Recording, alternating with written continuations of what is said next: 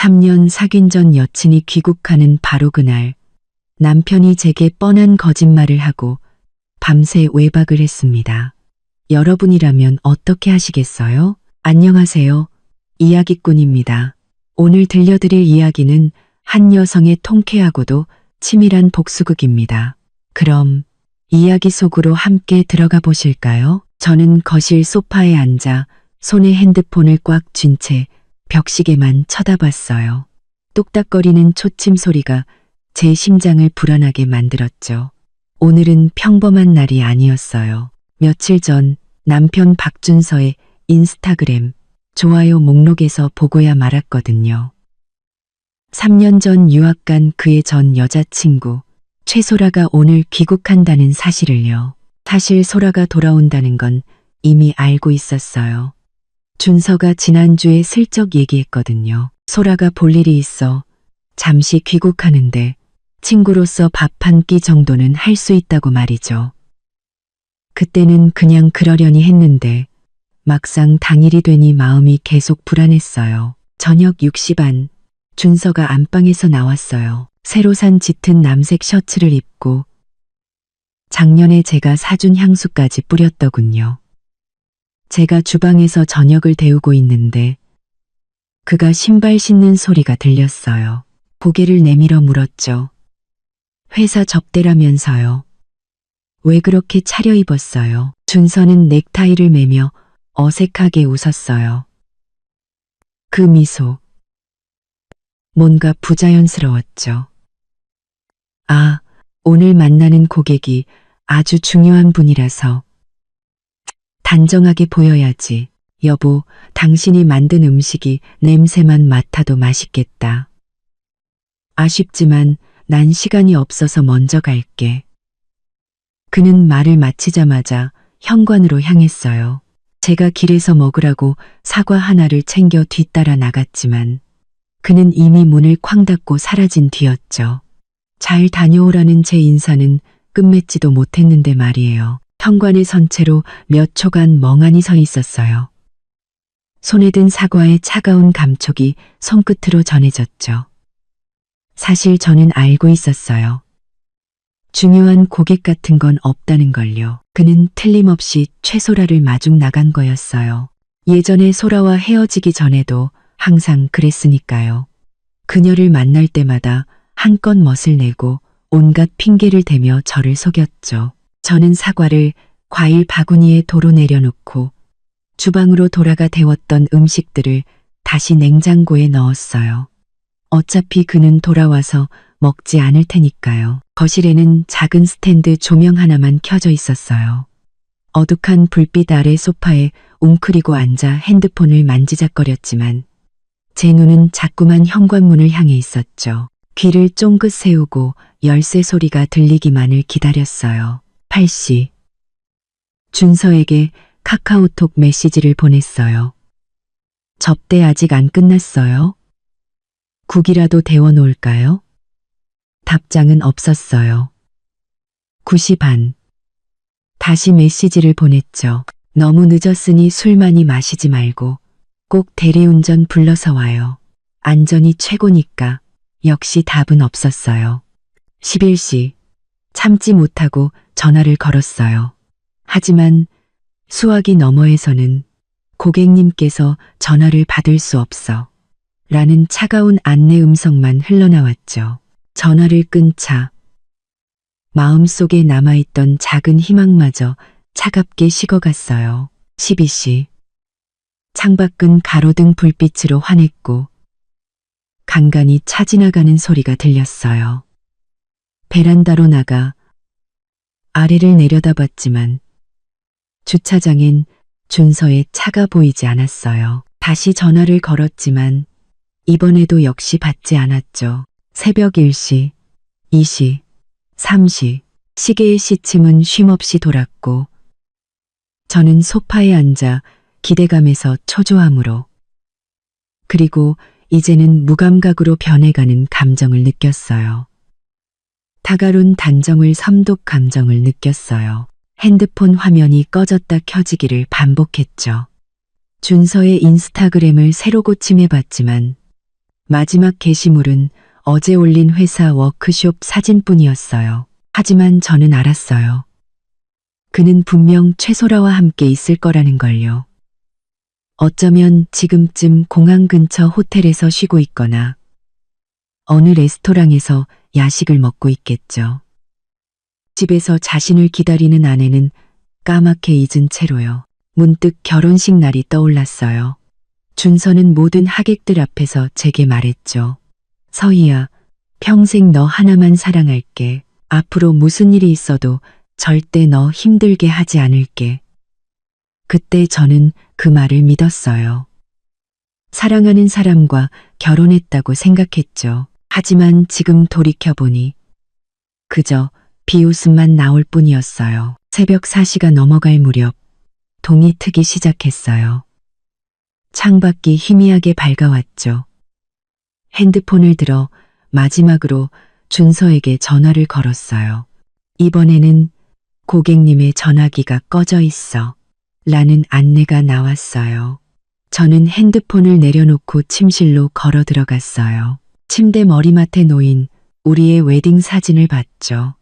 사진 속 준서는 다정하게 웃고 있었고 그의 곁에 기댄 제 눈에는 행복이 가득했어요. 하지만 지금 다시 보니 그 사진이 너무나 낯설게 느껴졌어요.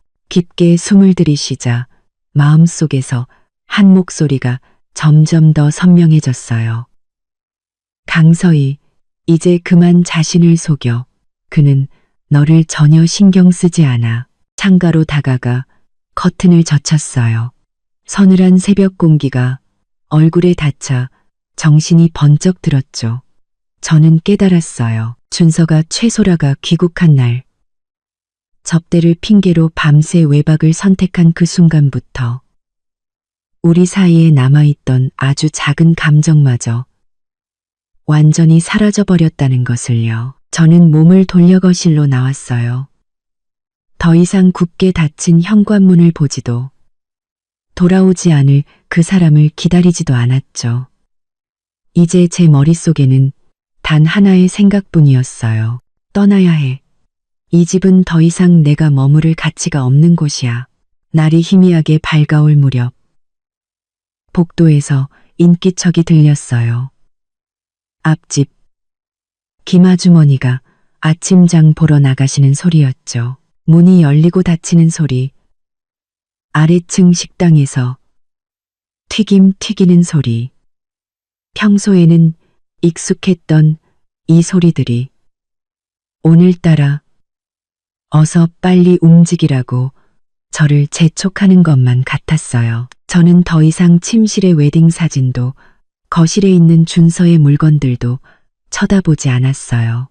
곧장 드레스룸으로 들어가 제 옷장을 열었죠. 먼저 신분증, 가족관계 증명서, 혼인관계 증명서 같은 중요 서류들을 핸드백에 챙겨 넣었어요. 며칠 전부터 따로 모아둬서 찾는 데는 시간이 걸리지 않았죠.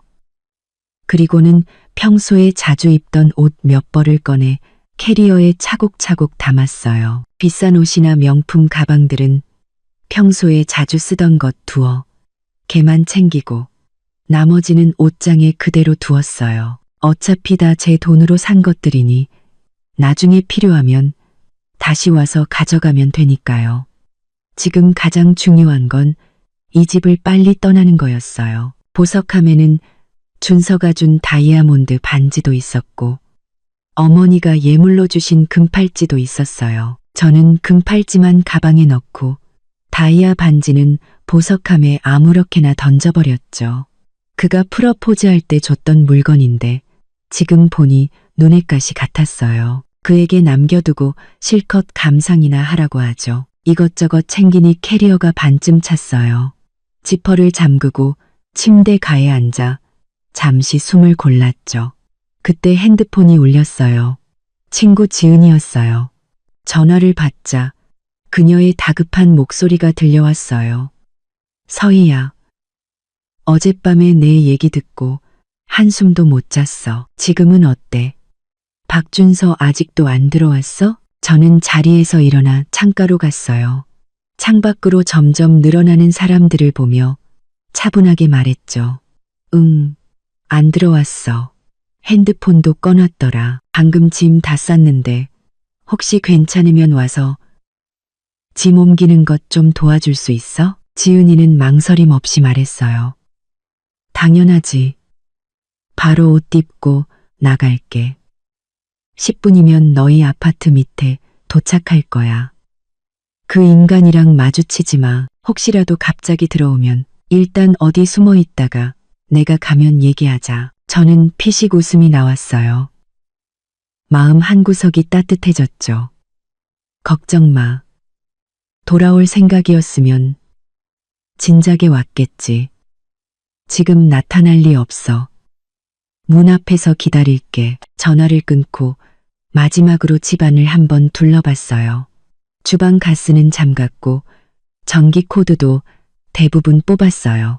거실 등은 끄지 않았어요. 잊어버린 게 아니라 일부러 그런 거였죠. 준서가 돌아왔을 때 불은 켜져 있는데 텅 빈 이 집을 보고 냉랭함이 무엇인지 제대로 느껴보라고요. 캐리어와 핸드백을 들고 현관으로 갔어요.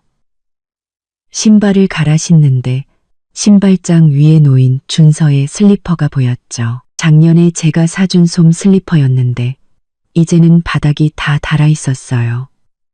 저는 그 슬리퍼를 건드리지 않고 그대로 두었어요. 이 집처럼 제 주인이 누구인지는 명확하니까요.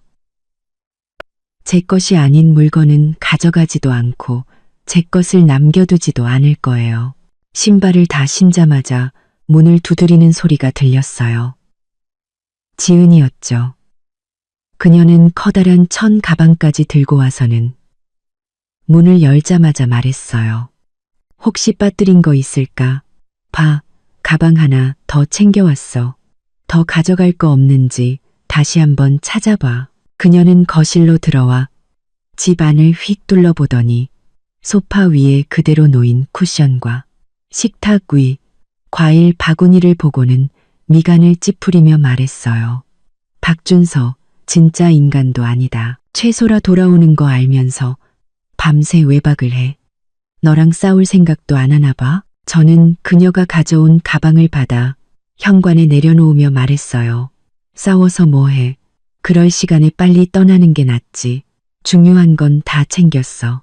나머지는 나중에 생각하자. 지은이는 제 캐리어 옆으로 와서 손잡이를 잡으며 물었어요. 진짜 결정한 거지. 그 인간이랑 한마디도 안 하고? 저는 고개를 저으며 핸드백을 들었어요. 말해서 뭐해. 내 말이 들렸으면 애초에 이런 일도 없었겠지. 가자. 시간 끌 거 없어. 제 단호한 태도를 본 지은이도 더는 권하지 않고 캐리어를 들고 현관으로 향했어요. 그래, 내 말이 맞아. 그런 쓰레기는 돌아와서 텅 빈 집 보고 정신 차리게 해야 해.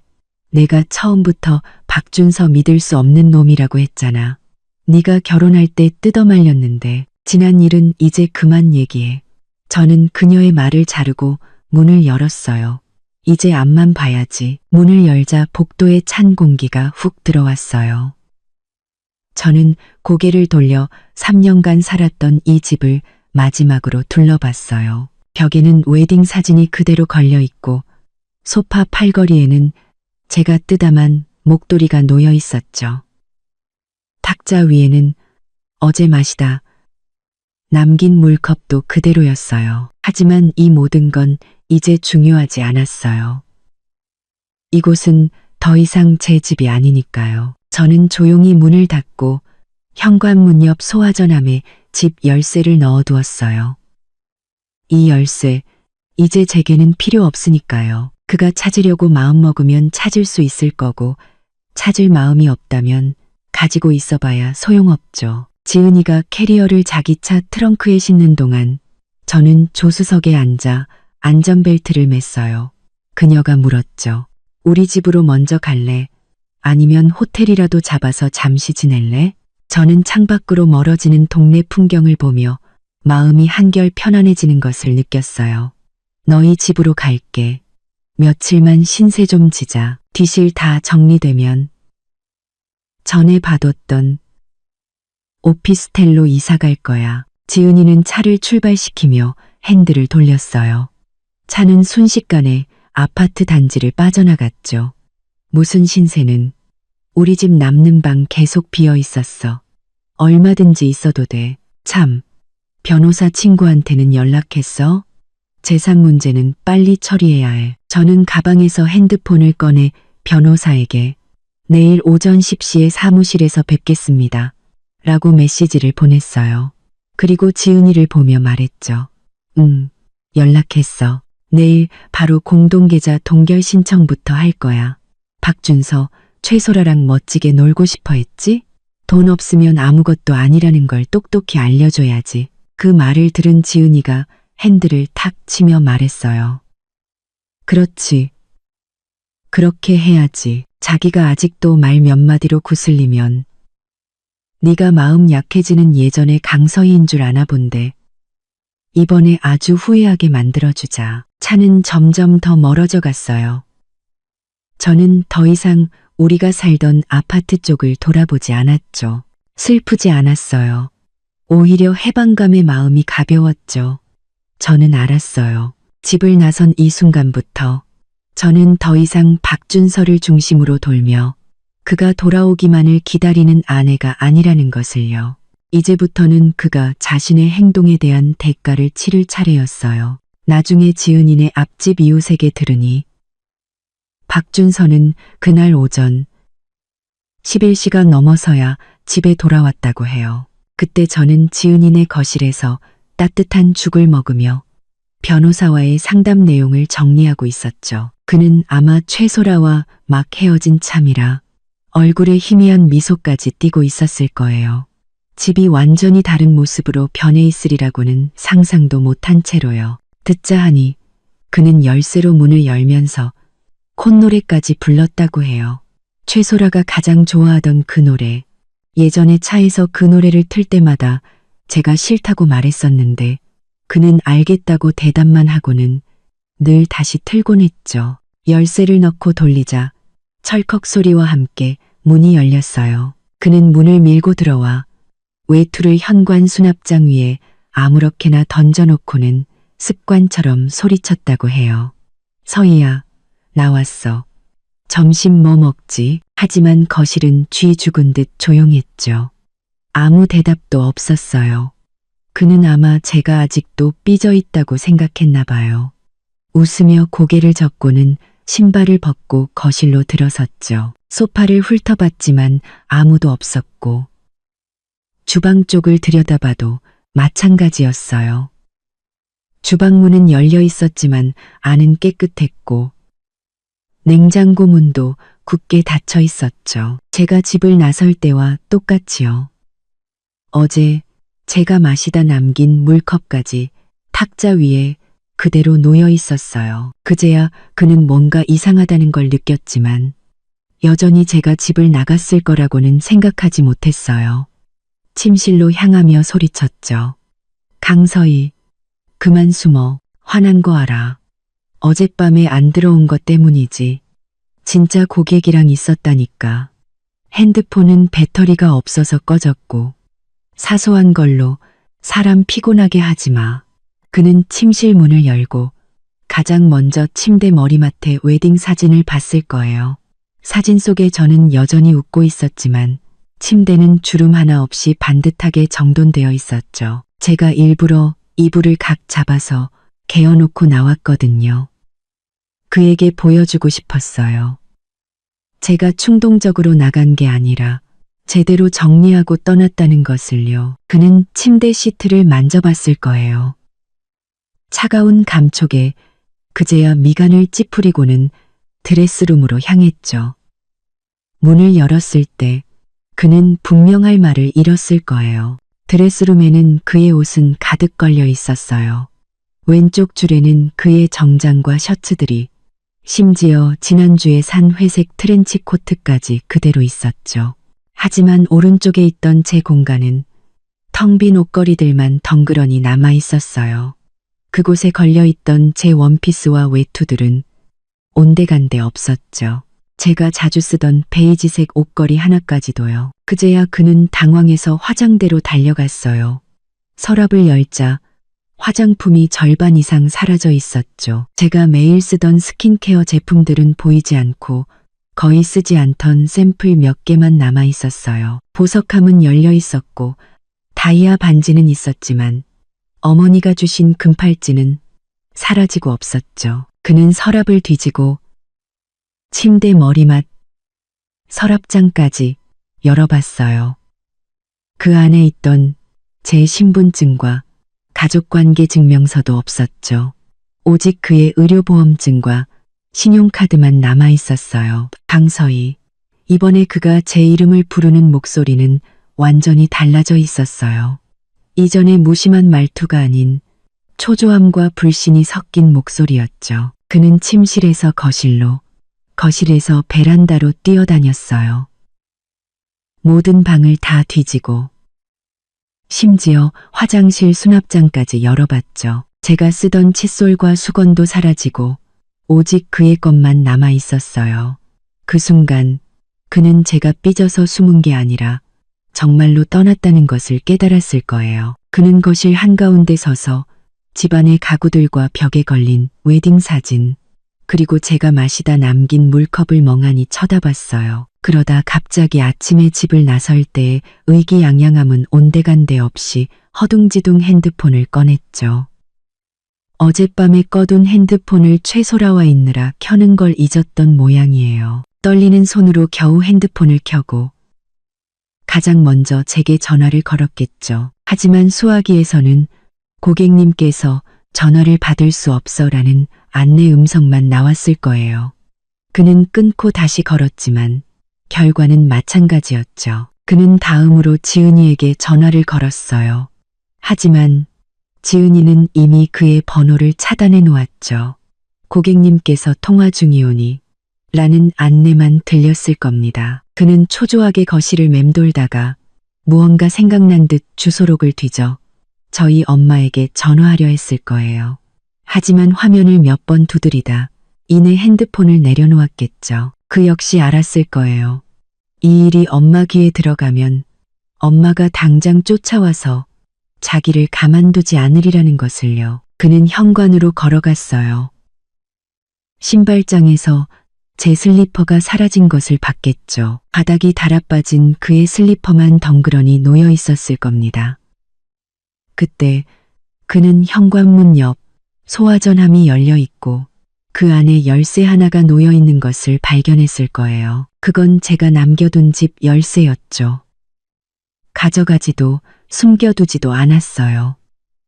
그 열쇠를 보고 똑똑히 깨달으라고요.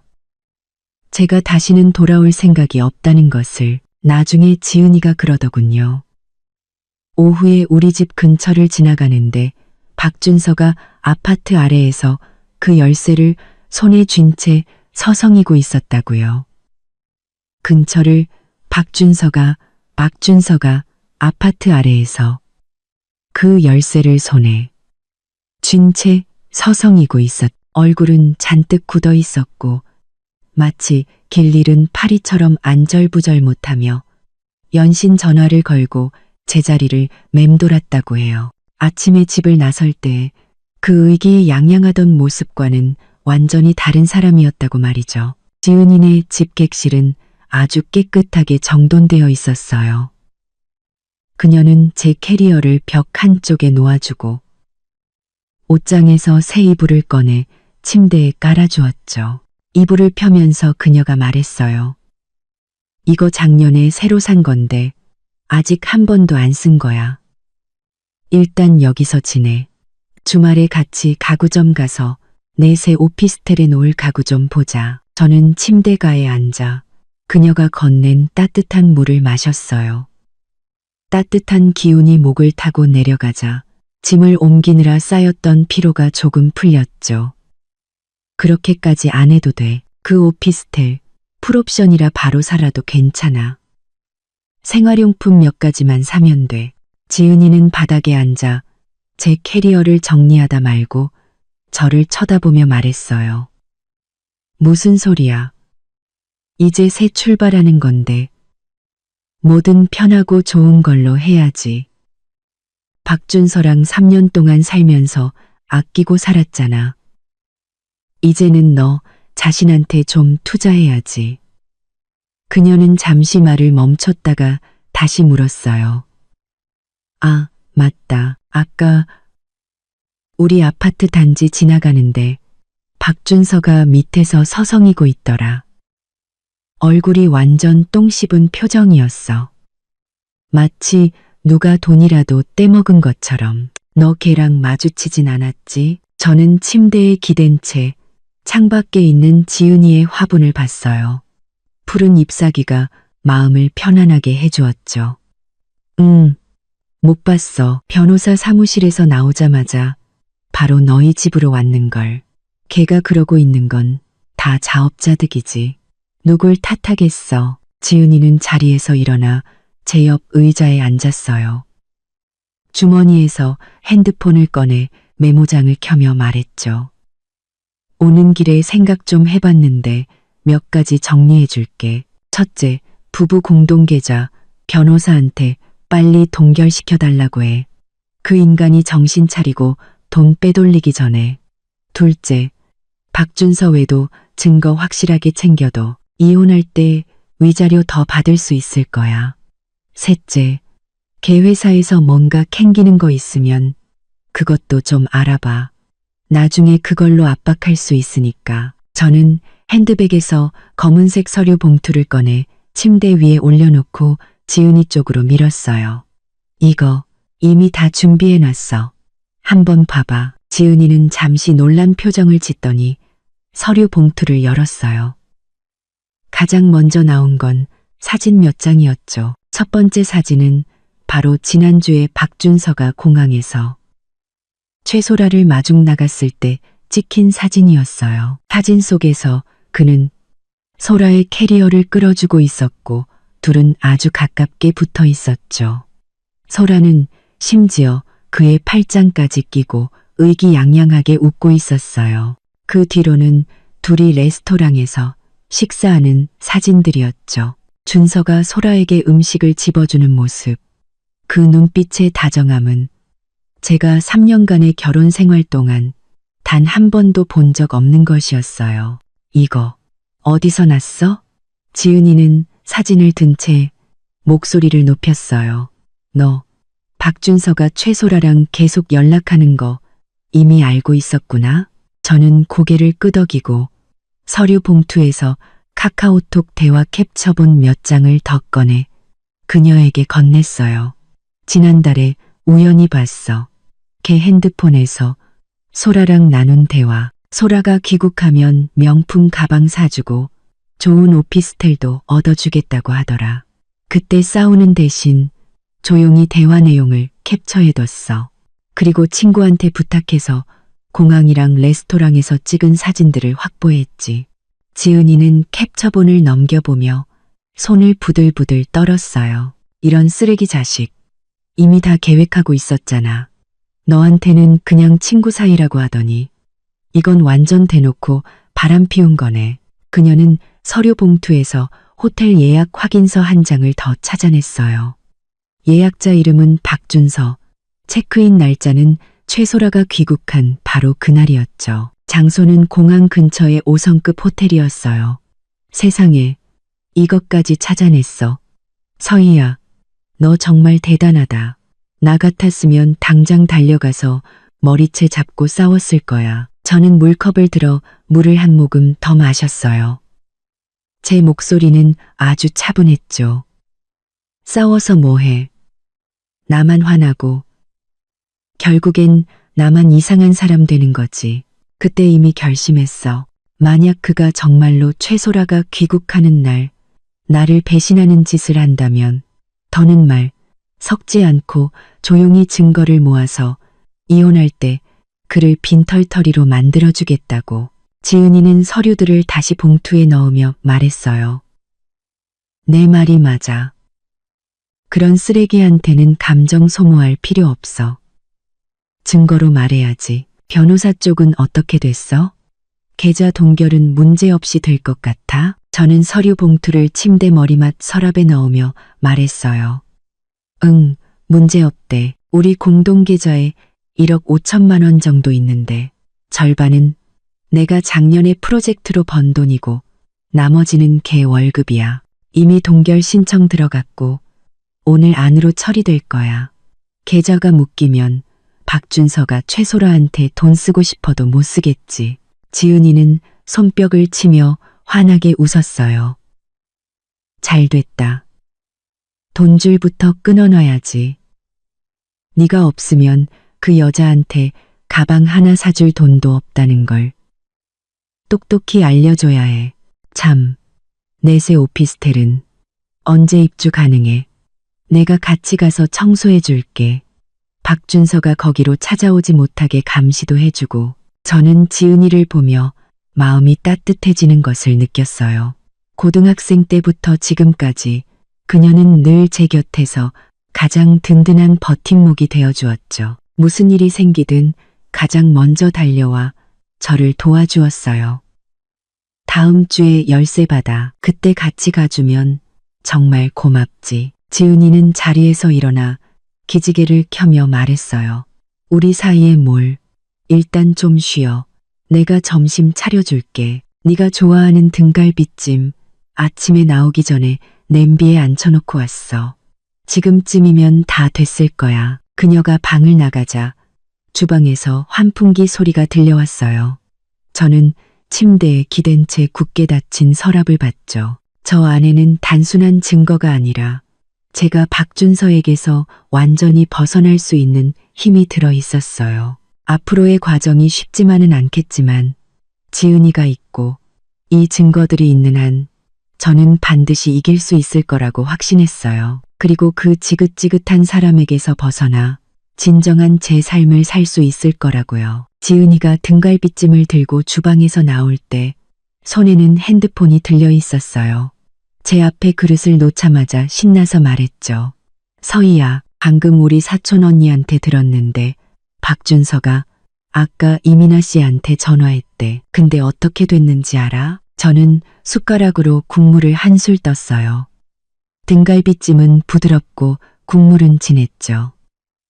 그녀의 말에 고개를 들었어요.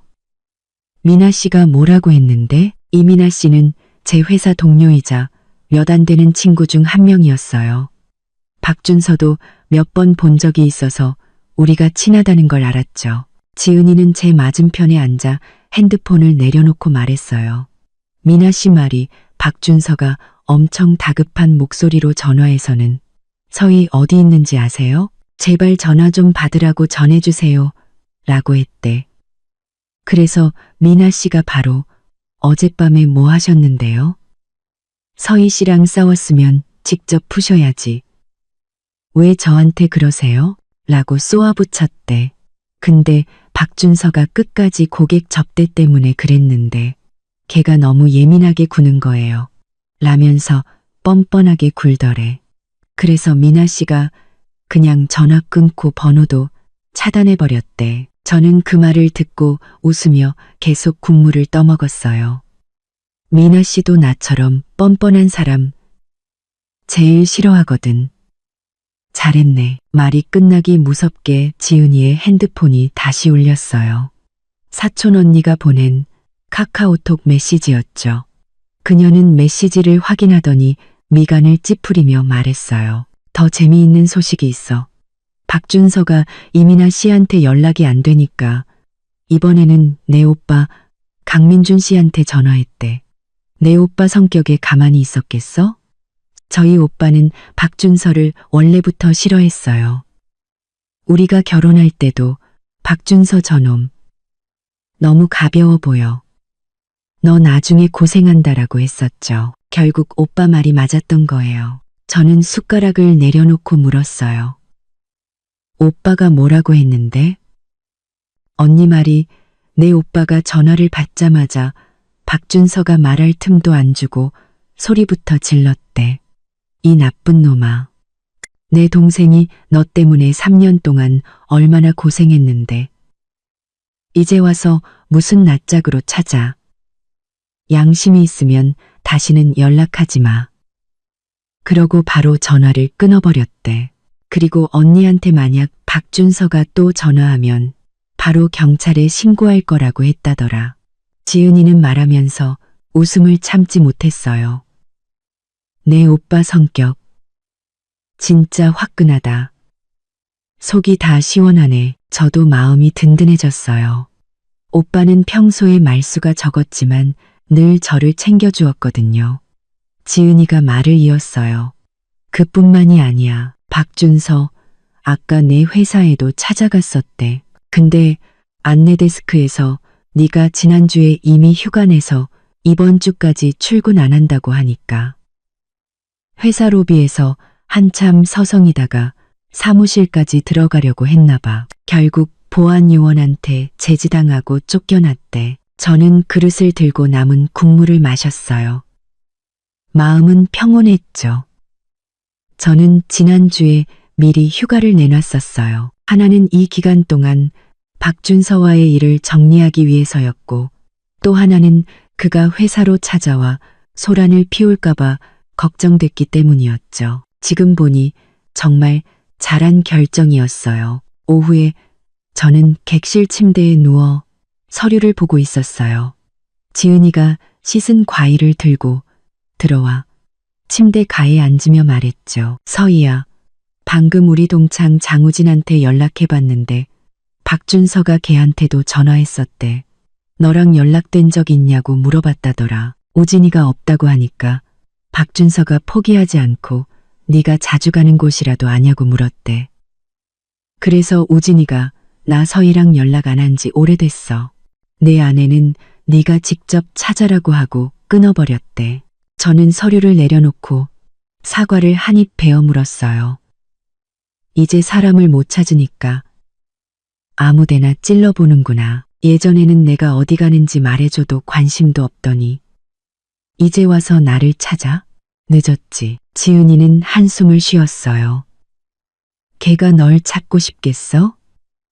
네가 진짜로 떠나버려서 밥 해줄 사람, 집안일 해줄 사람, 공짜 가정부가 없어져서 불안한 거지. 너한테 전화할 때 자기가 뭘 잘못했는지 한마디라도 하디? 안 했잖아. 계속 네가 예민하다고만 하지. 그때 제 핸드폰이 울렸어요. 엄마가 보낸 카카오톡 메시지였죠. 요즘 바쁘냐고 집에 와서 밥 한 끼 먹고 가라는 내용이었어요. 저는 요즘 좀 바빠서요. 일 끝나면 바로 갈게요. 라고 답장했어요. 박준서에 대한 얘기는 꺼내지 않았죠. 엄마를 걱정시키고 싶지 않았어요. 이혼 문제가 정리되면 그때 천천히 말씀드리려고요. 1시간쯤 지났을까 지은이가 밖에서 돌아와 문을 열자마자 말했어요. 서희야, 방금 밑에 슈퍼 다녀오는데 박준서 차가 우리 아파트 단지 입구에 서 있더라. 뭘 찾는 것처럼 두리번거리길래 무서워서 일부러 다른 길로 돌아서 왔어. 저는 잠시 놀랐어요. 어떻게 여기까지 찾아왔지? 하지만 이내 마음을 가라앉혔죠.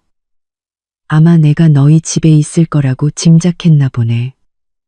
그래도 못 들어올 거야. 너희 아파트 보안 철저하잖아. 출입카드 없이는 못 들어와. 지은이도 고개를 끄덕였어요. 그렇긴 하지. 우리 아파트는 카드 찍어야 들어올 수 있고 방문객은 무조건 신원 확인해야 하니까. 만약 나 찾아왔다고 하면 내가 모르는 사람이라고 해버리면 그만이지. 그녀는 잠시 말을 멈추더니 덧붙였어요. 근데 진짜 초조해 보이긴 하더라. 단지 입구에서 왔다 갔다 하면서 계속 핸드폰만 쳐다보고 아마 너한테 계속 전화하고 메시지 보내고 있나 봐. 물론 연락은 안 되겠지만 저는 핸드폰을 들어 카카오톡을 확인했어요. 역시나 박준서가 보낸 메시지 옆에는 빨간색 느낌표가 떠 있었죠. 제가 어제 이미 그의 번호를 차단했으니까요. 그가 지금 보내는 메시지는 수신 거부로만 표시될 거예요. 통화 기록에도 오늘 그가 건 수십 통의 부재중 전화가 찍혀 있었지만 저는 단 한 통도 받지 않았어요. 박준서가 지금 얼마나 초조할지 알 것 같았어요. 하지만 그가 초조해하는 이유는 저를 잃어서가 아니었어요. 제가 제공하던 안정적인 삶, 밥을 해주고 집을 치워주고 필요할 때 체면을 세워주던 아내를 잃었기 때문이었죠. 그가 신경 쓰지 않아도 알아서 집안을 완벽하게 관리해주던 사람을 잃었기 때문이었어요. 저녁에는 오빠에게서 전화가 왔어요. 박준서가 오후에 또 전화를 걸었다고요. 이번에는 목소리가 좀 부드러워졌다고 해요. 제가 잘못했어요. 서희랑 진지하게 얘기하고 싶어요. 라고 했대요. 오빠는 단호하게 말했죠. 네가 뭘 잘못했어. 사람 잘못 본 내 동생이 잘못이지. 이제 정신 차렸으니까 더는 귀찮게 하지 마. 그러고는 또 전화를 끊어버렸대요. 저는 오빠의 말을 들으며 마음이 차분해지는 것을 느꼈어요. 박준서는 이제야 제가 정말로 떠날 거라는 걸 깨닫고 잘못했다고 말하기 시작했죠. 하지만 그 세 글자는 너무 늦었고 너무 가벼웠어요. 저는 더 이상 그의 잘못했다는 말 한마디에 마음이 약해지는 강서희가 아니었으니까요. 지금 제가 원하는 건 오직 그와 빨리 관계를 정리하고 새로운 삶을 시작하는 것뿐이었어요. 박준서는 여전히 저를 찾아 헤매고 사방에서 문전박대를 당하고 있었죠. 그는 아마 아직도 깨닫지 못했을 거예요. 한번 잃어버린 것은 다시는 되찾을 수 없다는 것을요. 오후 3시쯤 제 핸드폰이 울렸어요. 변호사였죠. 전화를 받자 변호사의 또렷한 목소리가 들려왔어요. 강서희 씨, 좋은 소식입니다. 부부 공동명의 계좌 동결 처리가 완료되었습니다. 지금부터 해당 계좌의 돈은 현금 인출이든 계좌 이체든 강서희 씨와 박준서 씨 두 분의 동의 없이는 절대 사용할 수 없습니다. 박준서 씨 혼자서는 절대 돈을 움직일 수 없게 된 거죠. 저는 그때 지은이네 집 베란다에서 따뜻한 차를 마시며 햇볕을 쬐고 있었어요. 그 말을 듣자 마음이 놓였죠. 저는 차분하게 말했어요. 감사합니다. 변호사님, 앞으로도 변동사항이 있으면 바로 연락 부탁드립니다. 변호사는 덧붙여 말했어요. 네, 그리고 은행 측에도 동결 통보를 보냈습니다. 은행에서도 박준서 씨에게 계좌 상태에 대해 고지할 예정이니 혹시라도 몰래 돈을 빼돌릴 생각은 절대 못할 겁니다. 안심하십시오. 전화를 끊고 핸드폰을 탁자에 내려놓자 마침 망고를 썰어온 지은이가 제 미소를 보고 물었어요. 변호사님한테 좋은 소식 들었나 보네. 계좌 동결됐대. 저는 망고 한 조각을 입에 넣었어요. 달콤한 과즙이 입안에 퍼졌죠. 고개를 끄덕이며 말했어요. 이제 그 계좌에 있는 돈 움직이려면 내 동의가 꼭 필요하대. 지은이는 손뼉을 치며 활짝 웃었어요. 잘됐다. 이제 박준서가 최소라한테 뭐 사주려면 자기 비상금 써야겠네. 그 쥐꼬리만 한 비상금이 얼마나 갈지 어디 한번 보자고. 한편 바로 그 시각 박준서는 최소라를 데리고 강남의 한 고급 레스토랑에서 식사 중이었어요. 아침에 저를 찾지 못해 불안했지만 최소라를 만나자 그 불안감은 까맣게 잊어버렸죠. 그는 생각했어요. 제가 집을 나갔어도 멀리 가지 못했을 거라고요. 화가 풀리면 말 몇 마디로 잘 구슬리면 금방 다시 돌아올 거라고 믿었죠. 그래서 그는 평소에는 비싸서 엄두도 못 내던 이 레스토랑에 최소라를 데려왔어요. 그녀를 기쁘게 해주고 자신의 능력을 과시하고 싶었거든요. 레스토랑은 조명이 은은했고 부드러운 음악이 흐르고 있었어요. 최소라는 메뉴판을 보며 가격을 힐끗거리며 미소를 지었죠. 준서 씨, 여기 웰링턴 스테이크가 그렇게 맛있다던데 나 이걸로 할래요. 박준서는 의자에 기대 앉아 핸드폰을 만지작거리며 의기양양하게 말했어요. 그럼 먹고 싶은 거 다 시켜. 나한테는 윤리하지 말고 그는 속으로 이따가 부부 공동계좌 카드로 결제해서 최소라에게 자신의 씀씀이를 보여줘야겠다고 생각했죠. 아침에 은행에서 온 문자 메시지는 까맣게 잊은 채로요. 그저 최소라와 대화하느라 제대로 확인하지 않았던 거죠. 최소라는 푸아그라와 캐비어 그리고 와인 한 병까지 주문했어요. 박준서는 내내 웃으며 고개를 끄덕였죠. 돈 걱정은 전혀 하지 않았어요. 어차피 계좌에 있는 1억 5천만 원 중 절반 이상은 자기 돈이라고 생각했으니까요. 그중 일부를 최소라에게 쓰는 건 아무것도 아니라고 여겼죠. 음식을 기다리는 동안 최소라는 박준서의 팔짱을 끼고 애교를 부렸어요. 준서 씨, 어제 귀국할 때 옷을 별로 못 챙겨와서요. 이따가 오후에 같이 쇼핑 가주면 안 돼요? 에르메스 가방 봐둔 게 있는데 준서 씨랑 같이 사고 싶어서 기다렸단 말이에요. 박준서는 그녀의 손을 토닥이며 자신만만하게 말했어요. 당연하지. 밥 먹고 바로 가자. 네가 원하는 건 뭐든지 다 사줄게. 그는 자신이 돈도 있고 시간도 있으니 최소라를 기쁘게 하는 건 식은 죽 먹기라고 생각했어요. 곧 닥쳐올 재앙은 꿈에도 모른 채로요. 식사가 끝나고 직원이 계산서를 가져왔어요. 손님, 총 68만 원입니다. 카드로 하시겠어요? 아니면 현금으로 하시겠어요?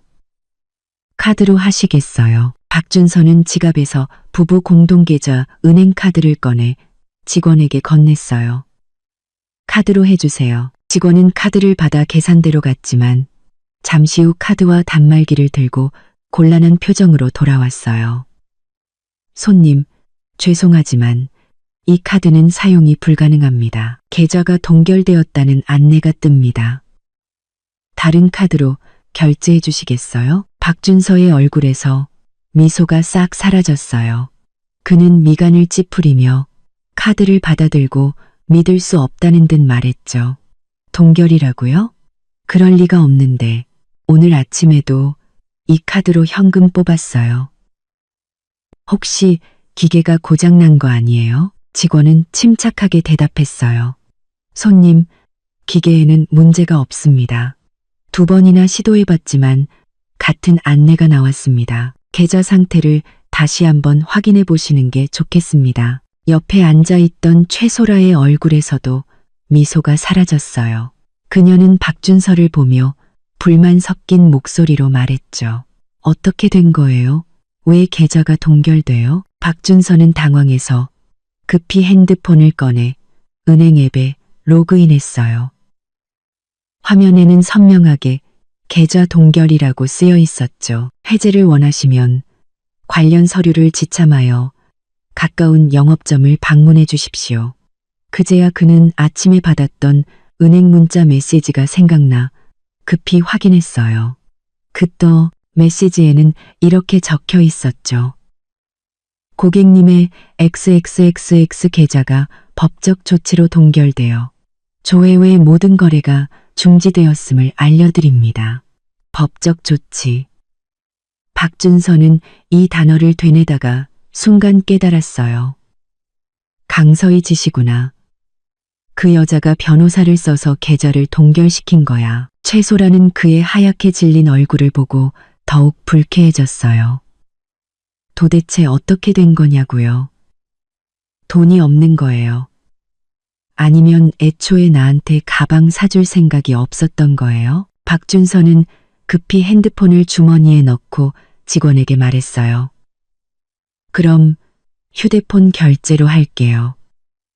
그는 카카오페이를 켰지만 잔액 부족이라는 알림만 떴죠. 평소 월급을 모두 공동계좌에 넣어뒀기 때문에 그의 비상금은 몇십만 원에 불과했어요. 방금 먹은 음식값으로는 턱없이 부족했죠. 그는 급히 다른 결제 앱을 켰지만 잔액은 역시나 몇만 원뿐이었어요. 그의 얼굴은 목덜미부터 귀까지 새빨갛게 달아올랐어요. 창피해서 쥐구멍에라도 숨고 싶었죠. 직원은 옆에서 기다리고 있었고 최소라의 표정은 점점 더 굳어갔어요. 박준서는 어쩔 수 없이 뻔뻔하게 말했어요. 저 오늘 돈을 충분히 못 챙겨와서 그러는데 혹시 외상으로 해주시면 안 될까요? 다음에 와서 꼭 갚겠습니다. 직원의 얼굴에서 미소가 사라졌어요. 손님, 저희는 외상 거래는 하지 않습니다. 혹시 돈이 부족하시면 지인에게 이체받으시는 건 어떠십니까? 박준서는 하는 수 없이 핸드폰 주소록을 뒤져 친구들에게 돈을 빌리려 했어요. 하지만 평소에 형, 동생 하던 동료들은 돈 얘기를 꺼내자마자 메시지를 읽지 않거나 자기도 돈이 없다고 둘러댔죠. 70만 원에 가까운 돈을 바로 빌려줄 사람은 아무도 없었어요. 참다 못한 최소라가 자리에서 벌떡 일어났어요. 됐어요. 제가 낼게요. 정말 창피해서 못 봐주겠네. 그녀는 자신의 카드로 결제하고는 가방을 챙겨 뒤도 돌아보지 않고 레스토랑을 나가버렸어요. 박준서는 급히 그녀를 뒤따라가며 변명했어요. 소라야, 돈이 없는 게 아니라 강서희가 계좌를 동결시켜서 그래. 계좌만 풀리면 바로 가방 사줄게. 최소라는 뒤를 돌아 그를 쏘아보며 멸시 가득한 목소리로 말했어요. 자기 계좌 하나 제대로 관리 못하면서 무슨 소리예요? 그냥 당신이 무능한 거겠죠. 그녀는 말을 마치자마자 빠른 걸음으로 사라져 택시를 타고 떠나버렸어요. 레스토랑 앞에 홀로 남겨진 박준서는 최소라가 탄 택시가 멀어지는 것을 멍하니 바라보다가 손에 쥔 쓸모 없어진 카드를 내려다봤어요. 분노와 불안감이 동시에 밀려왔죠. 그는 그제야 깨달았어요. 강서희가 이번에는 정말 진심이라는 것을요. 단순히 집을 나간 게 아니라 그의 돈줄까지 끊어버렸다는 것을요. 이제 그는 어떻게 해야 할까요? 한편 바로 그 시각 저는 은행에서 보낸 계좌 동결 완료 문자 메시지를 받고 있었어요. 저는 메시지를 보며 입가에 미소를 지었죠. 박준서, 이건 시작에 불과해. 앞으로 더 힘든 일이 기다리고 있을 거야. And for. 저와 지은이는 거실 탁자에 앉아 새 오피스텔 인테리어 도면을 보고 있었어요. 그녀는 펜으로 도면 위에 동그라미를 그리며 어느 구석에 책장을 놓을지, 어디에 소파를 둬야 편할지 얘기하고 있었죠. 제가 웃으며 고개를 끄덕이는데 갑자기 핸드폰이 울렸어요. 화면에는 어머님 세 글자가 떠 있었죠. 저는 미간을 찌푸렸어요. 결혼 후 시어머니인 박 여사는 제게 먼저 전화를 건 적이 거의 없었어요. 전화를 할 때면 항상 아이는 언제 가질 거냐, 준서는 잘 챙기고 있냐는 잔소리뿐이었죠. 이 시간에 전화한 걸 보니 틀림없이 박준서의 계좌 동결 문제 때문일 거예요. 지은이가 다가와 핸드폰 화면을 보더니 입을 삐죽 내밀었어요. 웬일로 전화하셨대? 뻔하지 뭐. 박준서가 일러 바쳤겠지. 봐주지 말고 할 말 다해. 저는 심호흡을 하고 전화를 받았어요. 제가 말을 꺼내기도 전에 박 여사의 고함이 수화기를 뚫고 터져나왔죠. 강서희, 너 미쳤니? 멀쩡한 집 놔두고 왜 계좌를 동결시켜? 준서한테 들으니까 너 집도 나갔다며. 지금 뭐 하자는 거야?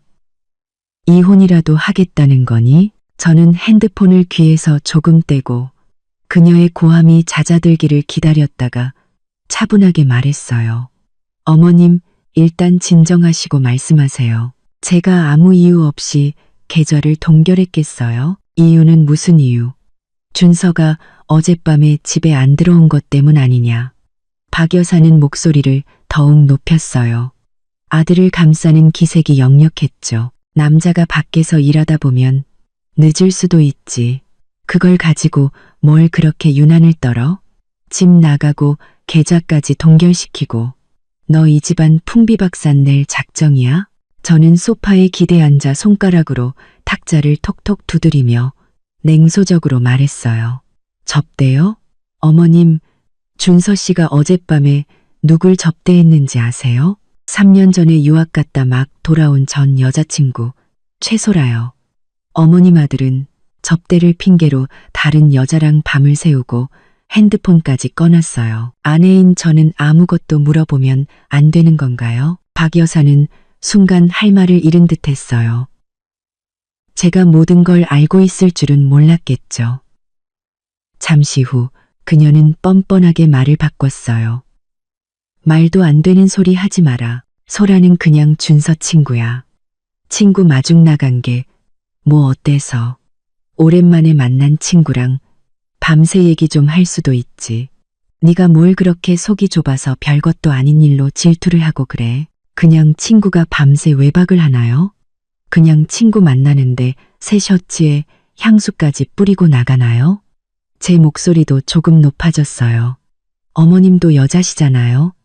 아버님이 만약 다른 여자랑 밤새 같이 있었다면 어머님도 그냥 친구 사이라고 생각하실 수 있으세요? 그리고 준서 씨랑 최소라가 정말 그냥 친구 사이인지는 어머님 아들한테 직접 물어보세요. 저한테는 두 사람의 카톡 대화 내용이랑 지난주에 같이 레스토랑이랑 공항에 갔던 사진까지 다 있어요. 보내드릴까요? 전화기 넘어가 순간 조용해졌어요. 한참이 지나서야 박 여사는 조금 누그러진 목소리로 하지만 여전히 불만 가득한 말투로 말했죠. 그래, 둘이 좀 가깝게 지냈다고 치자. 그건 준서가 잘못한 거지. 할 말이 있으면 걔한테 해야지. 왜 계좌를 동결시켜. 그 돈에는 준서 돈도 절반이나 있는데 네가 무슨 자격으로 혼자 결정해. 제 돈이 절반 들어있으니까요. 제가 그의 법적 아내니까요. 그리고 그가 혼인 중에 외도를 저질렀으니까요. 저는 단호하게 말했어요. 계좌 동결 풀고 싶으시면 준서 씨더러 저랑 이혼 서류에 도장 찍으라고 하세요. 합의 이혼하면 그 사람 몫의 돈은 한 푼도 안 떼고 다 줄게요. 하지만 합의를 못하면 이 계좌는 계속 묶여 있을 거예요. 아무도 못 써요. 박 여사는 다시 흥분해서 소리쳤어요. 강서희, 너 너무하는 거 아니니? 이혼이 무슨 애들 장난인 줄 알아? 이 소문 퍼지면 우리 집안 체면이 뭐가 되겠어. 그리고 너 이혼하고 그 많은 돈 혼자 갖고 있으면 뭐 할 건데. 그냥 어서 집에 들어와서 준서랑 잘 살아. 내가 걔더러 너한테 사과하라고 할게. 응? 사과요? 저는 헛웃음이 나왔어요. 어머님, 사과로 모든 게 해결됐으면 이 세상에 이혼하는 사람은 없었을 거예요. 준서 씨가 진심으로 미안했다면 최소라가 귀국한 날 밤을 새우지도 않았을 거고 지금까지 저한테 거짓말을 하지도 않았겠죠. 그리고 제가 이혼하고 어떻게 살지는 어머님께서 걱정 안 하셔도 돼요. 제 힘으로 돈 벌고 잘 살 수 있으니까요. 준서 씨 옆에서 마음고생하는 것보다 훨씬 낫죠. 저는 잠시 말을 멈췄다가 덧붙였어요. 아, 그리고 어머님, 정말로 준서 씨를 위하신다면 더는 저를 찾아다니지 말라고 전해주세요. 친척들 시켜서 제 행방 묻는 것도 그만하라고 하시고요. 제가 원하는 건 오직 이혼뿐이에요. 만약 계속 저를 귀찮게 하면 그 사람 외도 증거들을 전부 회사에 뿌려버릴 거예요. 그렇게 되면 그 사람뿐만 아니라 집안 전체가 망신당하는 거겠죠. 안 그런가요? 그 말을 하자 박 여사는 완전히 할 말을 잃었어요. 전화기 너머에서는 그녀의 거친 숨소리만 들려왔죠. 반분쯤 지났을까 그녀는 기분 나쁜 목소리로 말했어요. 그래, 잘났다. 내 맘대로 해. 난 이제 너희들 일에 신경 안 쓸란다. 그러고는 쾅 하고 전화를 끊어버렸어요. 제가 핸드폰을 내려놓자 지은이가 다가와 엄지를 치켜 세웠어요. 서희야, 너 진짜 멋있다. 시어머니를 아주 말 한마디 못하게 만드네. 처음에는 그렇게 기세등등하시더니 나중에는 깨갱하시더라. 저는 물컵을 들어 물을 마셨어요. 마음은 평온했죠. 저렇게 자기 아들만 감싸고 도는 시어머니한테는 강하게 나가야 해. 내가 약하게 보이면 더 만만하게 보고 달려들거든. 지은이는 고개를 끄덕이며 다시 인테리어 도면을 들었어요. 맞아. 다음에 또 전화 오면 그냥 받지 마. 이제 제일 중요한 건 새 오피스텔 꾸미고 박준서랑 빨리 이혼해서 새 출발하는 거야. 그날 오후 저와 지은이가 거실에서 새 오피스텔에 필요한 가구 목록을 정리하고 있을 때였어요. 갑자기 현관문에서 쿵쿵쿵 하는 소리가 들렸죠. 가볍지도 무겁지도 않은, 하지만 어딘가 다급함이 묻어나는 노크 소리였어요. 지은이는 펜을 내려놓고 미간을 찌푸리며 일어났어요. 누구지? 나 약속 없는데. 그녀는 현관으로 다가가 인터폰 화면을 확인하더니 얼굴이 순식간에 굳어졌어요. 저를 돌아보며 작은 목소리로 말했죠. 박준서야. 어떻게 여기까지 찾아왔지? 제 손에 들려있던 펜이 멈칫했어요. 저도 조금 놀랐죠. 지은이네 아파트는 보안이 철저해서 출입카드가 없으면 들어올 수 없었거든요. 아마 경비실에서 한참을 사정했거나 다른 핑계를 대고 들어왔을 거예요. 하지만 저는 이내 마음을 다잡고 지은이에게 말했어요. 문 열어줘. 피할 수 없는 일이야. 이참에 확실하게 끝을 내자. 지은이는 걱정스러운 표정으로 말했어요. 만약 제가 여기서 행패 부리면 어떡해? 일단 오빠한테 전화해서 오라고 할까? 괜찮아. 저는 고개를 젓고 목록을 접어 탁자 위에 올려놓았어요. 지금 걔가 행패 부릴 처지가 아닐걸. 그냥 문 열어줘. 지은이는 고개를 끄덕이고 문을 열었어요.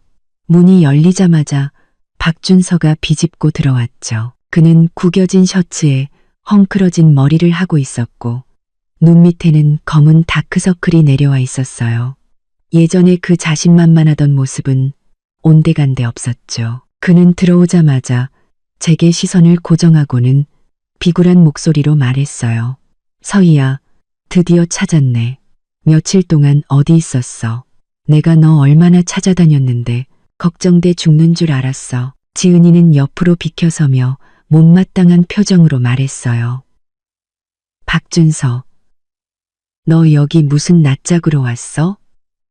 서희가 너 때문에 받은 상처도 모자라? 박준서는 지은이를 무시하고 제 앞으로 다가와 팔을 잡으려 했어요. 저는 한 걸음 뒤로 물러나 그의 손을 피했죠. 그의 손이 허공에서 멈칫했어요.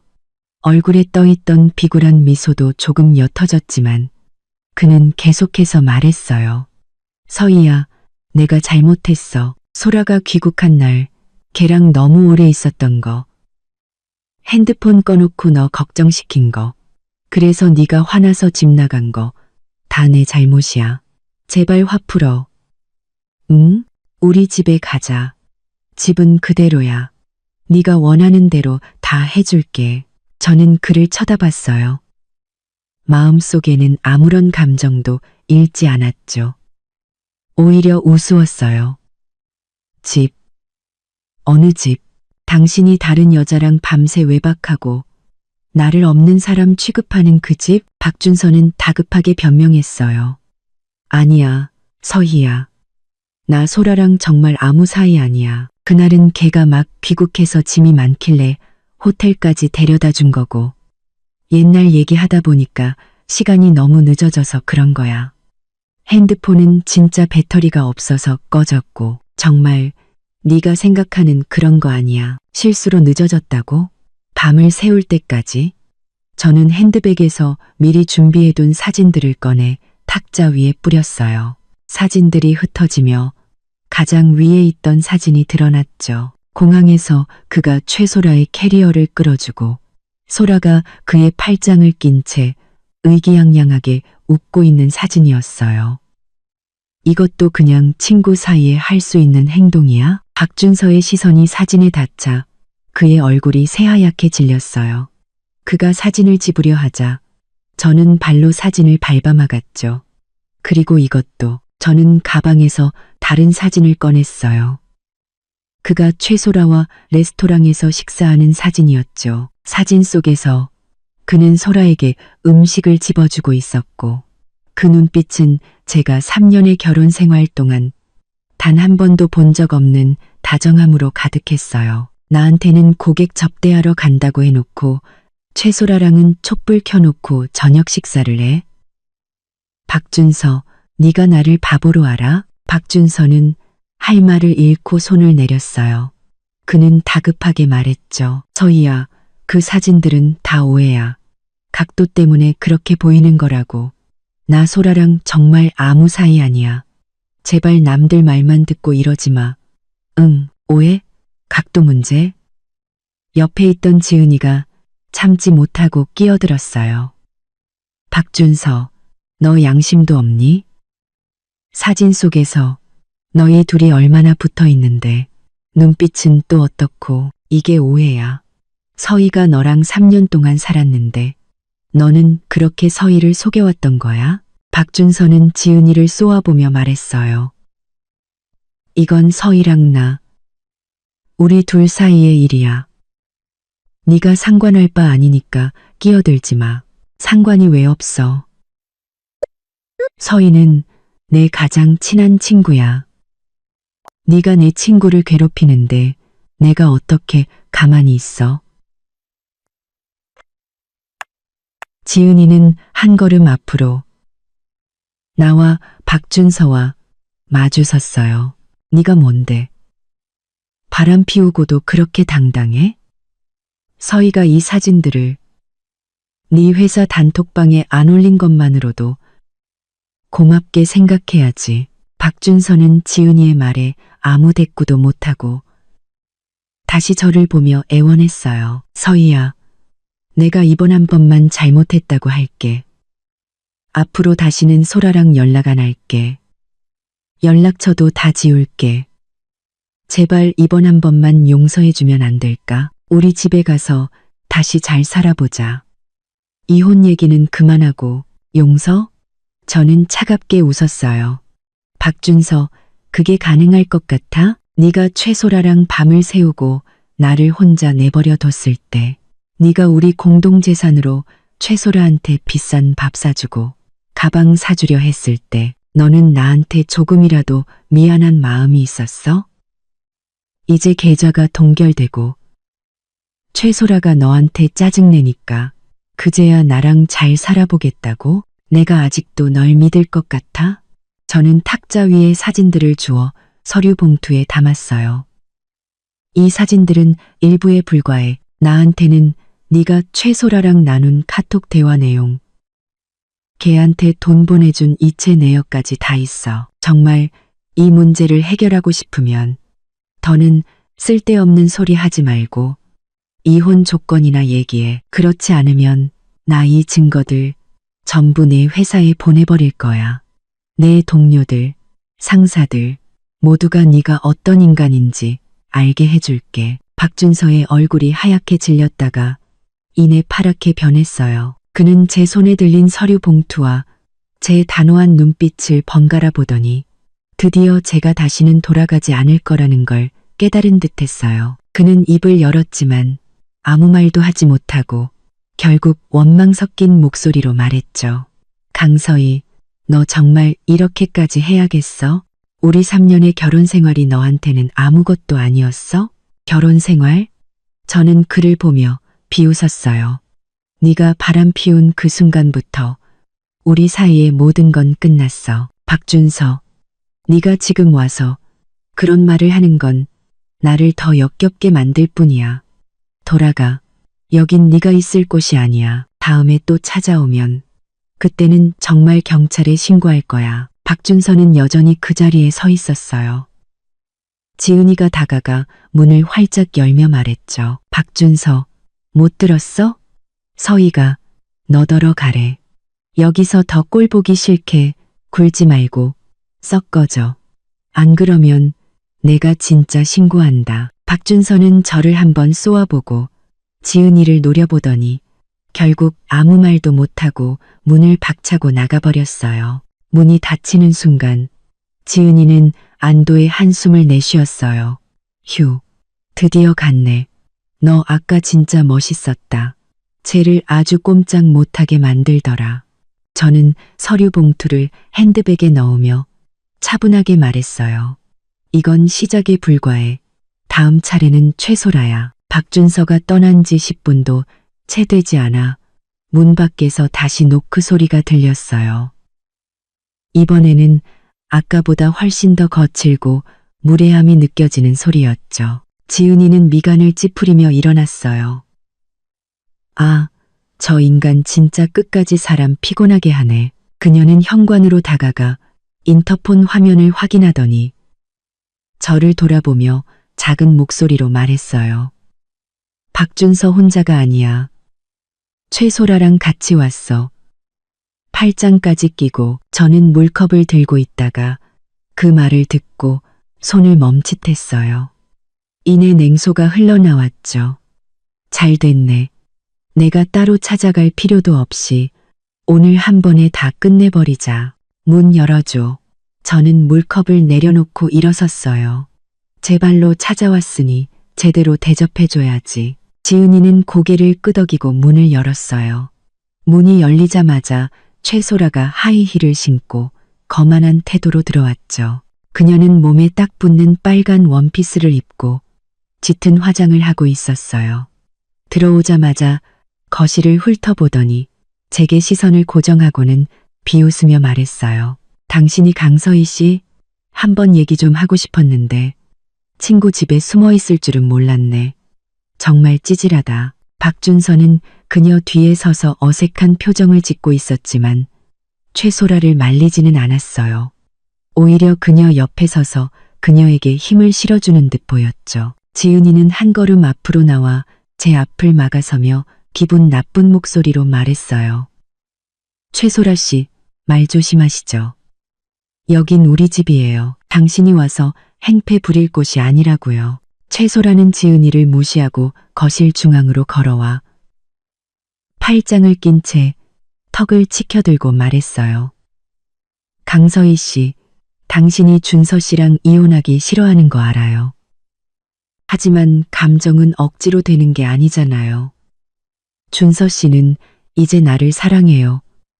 당신이 아니라. 당신이 계좌를 동결시키고 그를 궁지로 몰아넣어도 그는 당신한테 돌아가지 않을 거예요. 그냥 곱게 이혼 서류에 도장 찍고 물러나는 게 체면이라도 지키는 길일 텐데. 저는 소파에 앉아 팔걸이를 손가락으로 톡톡 두드리며 차분하게 말했어요. 최소라 씨, 맞죠? 나는 아직 아무 말도 안 했는데 당신이 먼저 박준서 씨 대변인 노릇을 하네요. 능력이 좋으시네. 귀국한 지 며칠 됐다고 남의 집에 쳐들어와서 남의 남편을 뺏고 나보고 찌질하다고 할 용기까지 있고. 최소라의 얼굴이 순간 굳어졌지만 이내 다시 거만한 표정으로 돌아왔어요. 뺐다니 말이 심하시네요. 저랑 준서 씨는 원래 사랑하는 사이였어요. 제가 유학을 가지 않았더라면 당신이 그와 결혼할 기회는 없었을 거라고요. 이제 제가 돌아왔으니 제 것을 되찾는 건 당연한 거 아닌가요? 당신 것? 저는 웃으며 핸드백에서 인쇄물 한 장을 꺼내 그녀 앞 탁자 위에 던졌어요. 이거나 먼저 보고 뭐가 당신 것인지 다시 한번 얘기해 보시죠. 최소라는 허리를 숙여 인쇄물을 집어들었어요. 거기에는 카톡 대화 내용과 사진 몇 장이 있었죠. 그녀는 몇 줄 읽지도 못하고 얼굴이 하얗게 질렸어요. 이걸 어떻게? 지은이가 다가가 인쇄물을 훑어보더니 이내 상황을 파악하고 비웃으며 말했어요. 어머나, 최소라 씨, 예전에도 남의 남편 뺏는 짓을 하셨었네? 그것도 모자라서 그 부인을 자살 직전까지 몰고 가고 결국 회사에서도 잘리셨다고? 그래서 유학 핑계대고 도망치셨구나. 저는 이미 친구를 통해 최소라의 과거를 다 조사해 두었어요. 3년 전 그녀는 한 무역회사에서 유부남 부장과 부적절한 관계를 맺었어요. 부장의 아내가 그 사실을 알고 회사로 찾아와 난리를 쳤을 때 최소라는 반성하기는커녕 오히려 그 아내에게 남편 간수도 못한다고 비웃었죠. 결국 충격을 받은 아내는 병원에 입원했고 회사는 소문을 잠재우기 위해 최소라를 해고했어요. 그녀는 더 이상 그곳에 얼굴을 들고 다닐 수 없게 되자 유학을 핑계로 해외로 도피했던 거였죠. 최소라는 인쇄물을 구겨바닥에 던지며 소리쳤어요. 거짓말, 다 거짓말이야. 당신이 나를 모함하려고 꾸며낸 거라고. 거짓말이라고. 저는 핸드폰을 꺼내 녹음 파일을 재생했어요. 거기에는 최소라가 예전 동료와 나눈 대화가 녹음되어 있었죠. 그녀는 더이양양하게 말하고 있었어요. 그 아줌마는 그냥 평범한 아줌마일 뿐이야. 이 부장님한테는 어울리지 않아. 회사에 와서 난리만 안 쳤어도 내가 이 부장님이랑 결혼했을 텐데 잘린 건 상관없어. 이참에 해외 가서 바람이나 쐬고 돌아와서 더 좋은 남자 만나면 되지 뭐. 녹음이 끝나자 최소라의 얼굴은 종이처럼 하얗게 질렸어요. 그녀는 한 걸음 뒤로 물러나다가 뒤에 서 있던 박준서와 부딪힐 뻔했죠. 박준서는 그제야 상황을 파악한 듯 놀란 눈으로 최소라를 보며 말했어요. 소라야, 이게 다 사실이야? 너 정말. 아니야, 준서 씨, 저 여자 말 듣지 마. 저 여자가 우리 사이를 이간질하려고 녹음까지 조작한 거야. 최소라는 박준서의 팔을 붙잡고 울먹이며 말했어요. 방금 전에 거만한 모습은 온데간데 없었죠. 저는 자리에서 일어나 최소라 앞으로 다가갔어요. 제 눈빛은 얼음장처럼 차가웠죠. 조작? 그 부장님 아내 아직도 그 회사에 다니고 있어. 네가 원한다면 지금 바로 전화해서 직접 확인시켜 줄 수도 있고 아니면 네가 다니던 회사에 직접 찾아가서 물어볼 수도 있어. 내가 한 말이 사실인지 아닌지. 최소라의 손이 박준서의 팔에서 스르르 미끄러져 내려왔어요. 그녀는 입술을 달싹였지만 아무 말도 하지 못했죠. 그녀도 알았을 거예요. 전화를 거는 순간 자신의 모든 과거가 탈로 날 거라는 것을요. 지은이가 옆에서 한마디 거들었어요. 최소라 씨, 당신이야말로 남의 가정 파탄 내는 상습범이면서 어디서 서희한테 남의 남자 뺏는다고 큰 소리예요? 낯짝도 두껍네, 정말. 최소라는 모욕감에 어쩔 줄 몰라 했어요. 그녀는 저를 한번 쏘아보고 다시 박준서를 쳐다봤죠. 박준서가 의심의 눈초리로 자신을 보고 있는 것을 발견하자 그녀는 더욱 당황해서 문 쪽으로 달려갔어요. 강서희, 너 두고 봐. 내가 이대로 가만히 있을 줄 알아? 박준서는 잠시 멍하니 있다가 급히 그녀를 뒤쫓았어요. 소라야, 기다려. 그는 문가에 멈춰서서 저를 원망스럽게 쳐다봤지만 아무 말도 못하고 최소라를 따라 나가버렸어요. 문이 쾅 하고 닫히자 지은이는 웃음을 터뜨렸어요. 하하하, 제 꼴 좀 봐. 방금 전까지 기세등등하더니 과거 들통나니까 꼬리 내리고 도망가네. 진짜 웃긴다. 저는 탁자 옆으로 가서 바닥에 떨어진 종이 뭉치를 주워 쓰레기통에 버렸어요. 쟤는 저게 다야. 허세 부릴 줄만 알지. 진짜 강정 만나면 바로 꼬리 내리거든. 지은이가 다가와 제 어깨를 두드리며 말했어요. 그래도 네가 정말 대단하다. 미리 다 조사해두고 오늘 제대로 한 방 먹였네. 속이 다 시원하다. 근데 박준서, 아까 최소라 보는 눈빛이 좀 이상하던데 둘이 조만간 싸우겠는데. 저는 고개를 끄덕였어요. 최소라의 좋은 날은 이제 끝났다는 것을. 그리고 박준서의 진짜 고생은 이제부터 시작이라는 것을 저는 이미 알고 있었으니까요. 최소라와 박준서가 떠난 후 지은이는 탁자를 정리하며 말했어요. 박준서, 이제 최소라의 과거를 알았으니 둘이 싸우지 않을까? 아까 그 눈빛. 완전히 신뢰를 잃은 눈빛이었는데 저는 소파에 앉아 노트북을 켜고 키보드를 두드리며 고개도 들지 않고 말했어요. 싸우든 말든 그건 걔네들 사정이고 내가 지금 해야 할 일은 박준서가 자기 행동에 대한 대가를 치르게 하는 거야. 바람 피운 것뿐만 아니라 회사에서 저지른 비리까지도. 지은이가 다가와 노트북 화면을 보았어요. 거기에는 제가 정리해둔 파일들이 있었죠. 그녀는 놀라서 물었어요. 너 정말 걔 회사 비리 증거들을 회사에 보낼 거야? 그거 보내면 박준서 회사에서 잘릴 수도 있어. 저는 키보드에서 손을 떼고 그녀를 쳐다봤어요.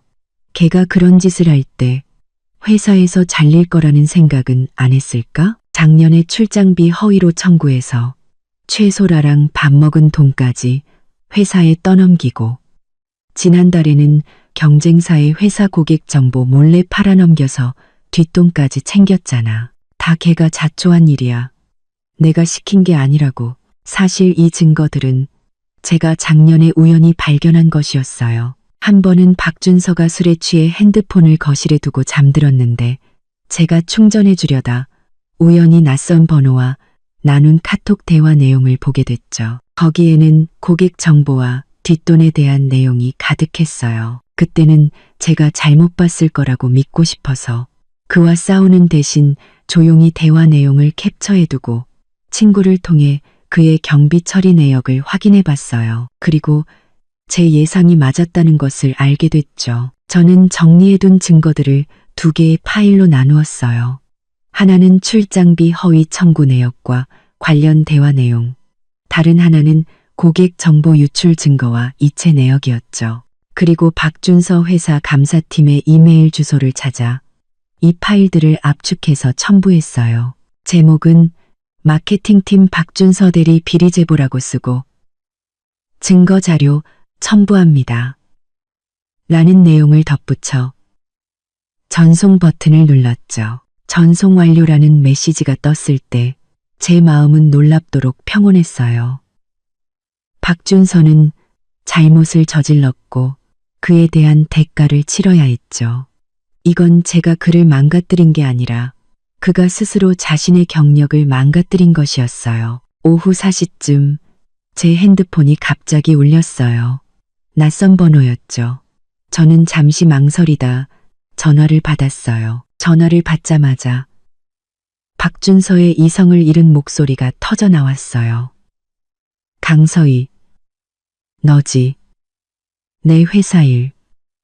네가 회사에 꼰지른 거지. 저는 핸드폰을 귀에서 조금 떼고 차갑게 말했어요. 그래, 나야. 그게 뭐. 네가 그런 비리를 저지를 때 이런 날이 올 거라는 생각은 안 해봤어? 강서희, 너 미쳤어. 박준서는 전화기 너머에서 울부짖었어요. 내가 회사에서 잘리면 우리 집은 이제 완전히 끝장이야. 네가 나를 그렇게까지 미워했어. 나한테 살길 하나 안 남겨주고. 살길? 저는 차갑게 웃었어요. 네가 최소라랑 밤새 외박할 때 나한테 살기를 남겨줬어? 네가 우리 공동 재산으로 최소라한테 선물 사줄 때 나한테는 살기를 남겨줬냐고. 네가 회사 정보 팔아먹고 뒷돈 챙길 때 이 집에 살기를 남겨줄 생각은 해봤어? 박준서, 길을 막은 건 내 자신이야. 내가 아니라. 전화기 너머가 잠시 조용해지더니 이내 박준서의 울음 섞인 목소리가 들려왔어요. 서희야, 내가 잘못했어. 정말 잘못했어. 제발 회사에 다시 한 번만 얘기해주면 안 될까? 다시는 안 그럴게. 너랑 다시 잘 살아볼게. 소라랑도 완전히 끝냈어. 제발 이번 한 번만 용서해주라. 응, 늦었어. 저는 그의 말을 잘랐어요. 증거는 이미 넘어갔고 이제 와서 뭘 어떻게 할 수는 없어. 네가 정말 내 자리를 지키고 싶으면 나한테 매달리지 말고 회사에 가서 직접 해명해. 저는 말을 마치자마자 전화를 끊고 그 번호를 차단했어요. 얼마 지나지 않아 지은이가 밖에서 돌아왔어요. 그녀는 과일을 사들고 와서는 문을 열자마자 말했죠. 서희야, 방금 사촌 언니한테 들었는데 박준서 회사에서 정직 처분받았대. 감사팀에서 불렀는데 처음에는 아니라고 잡아대다가 증거 보여주니까 아무 말도 못했다더라. 지금은 집에서 대기 중이래. 회사에서 추가 조치 있을 때까지. 저는 주방에서 지은이를 도와 채소를 씻고 있다가 그 말을 듣고 잠시 손을 멈췄어요. 이내 다시 아무렇지 않게 채소를 씻으며 말했죠. 알아. 자업자득이지. 지은이는 주방문에 기대서며 웃으며 말했어요. 그렇지. 바람 피우고 비리까지 저질렀는데. 당연한 결과지. 이제 일자리도 잃고 최소라도 도망갔으니 완전히 빈털터리가 됐네. 쌤통이다. 저는 씻은 채소를 접시에 담고 손을 닦으며 말했어요. 이건 시작에 불과해. 걔가 정신 못 차리면 앞으로 더 힘든 일이 기다리고 있을 거야. 참. 우리 내일 새 오피스텔 보러 가자. 빨리 정해서 이사해야지. 더는 걔네들이랑 엮이고 싶지 않아. 지은이는 고개를 끄덕였어요. 좋아. 나 내일 오전에 시간 비니까 아침 먹고 바로 가자. 그날 밤 저는 침대에 누워 천장을 보았어요. 마음은 평온했죠. 박준서가 지금 얼마나 절망스러울지 알 것 같았어요. 일자리를 잃고 믿었던 최소라에게도 버림받았겠죠. 그는 드디어 자신이 뿌린 씨앗에 쓴 열매를 맛보고 있었어요. 하지만 저는 그를 동정하지 않았어요. 이 모든 건 그가 스스로 선택한 길이었으니까요. 결혼을 배신하고 불법을 저지른 건 바로 그 자신이었으니까요. 저는 이제 새로운 삶을 시작할 준비를 마쳤어요. 박준서와 최소라가 앞으로 어떤 일을 겪든 더 이상 저와는 아무런 상관이 없었어요. 다음 날 오전, 저는 지은이와 함께 새 오피스텔을 보러 갔어요. 단지 환경은 생각보다 훨씬 좋았죠.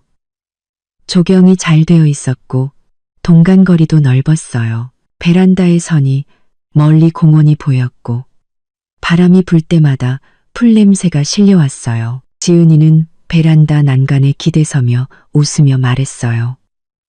서희야, 여기 네가 전에 살던 아파트보다 훨씬 좋다.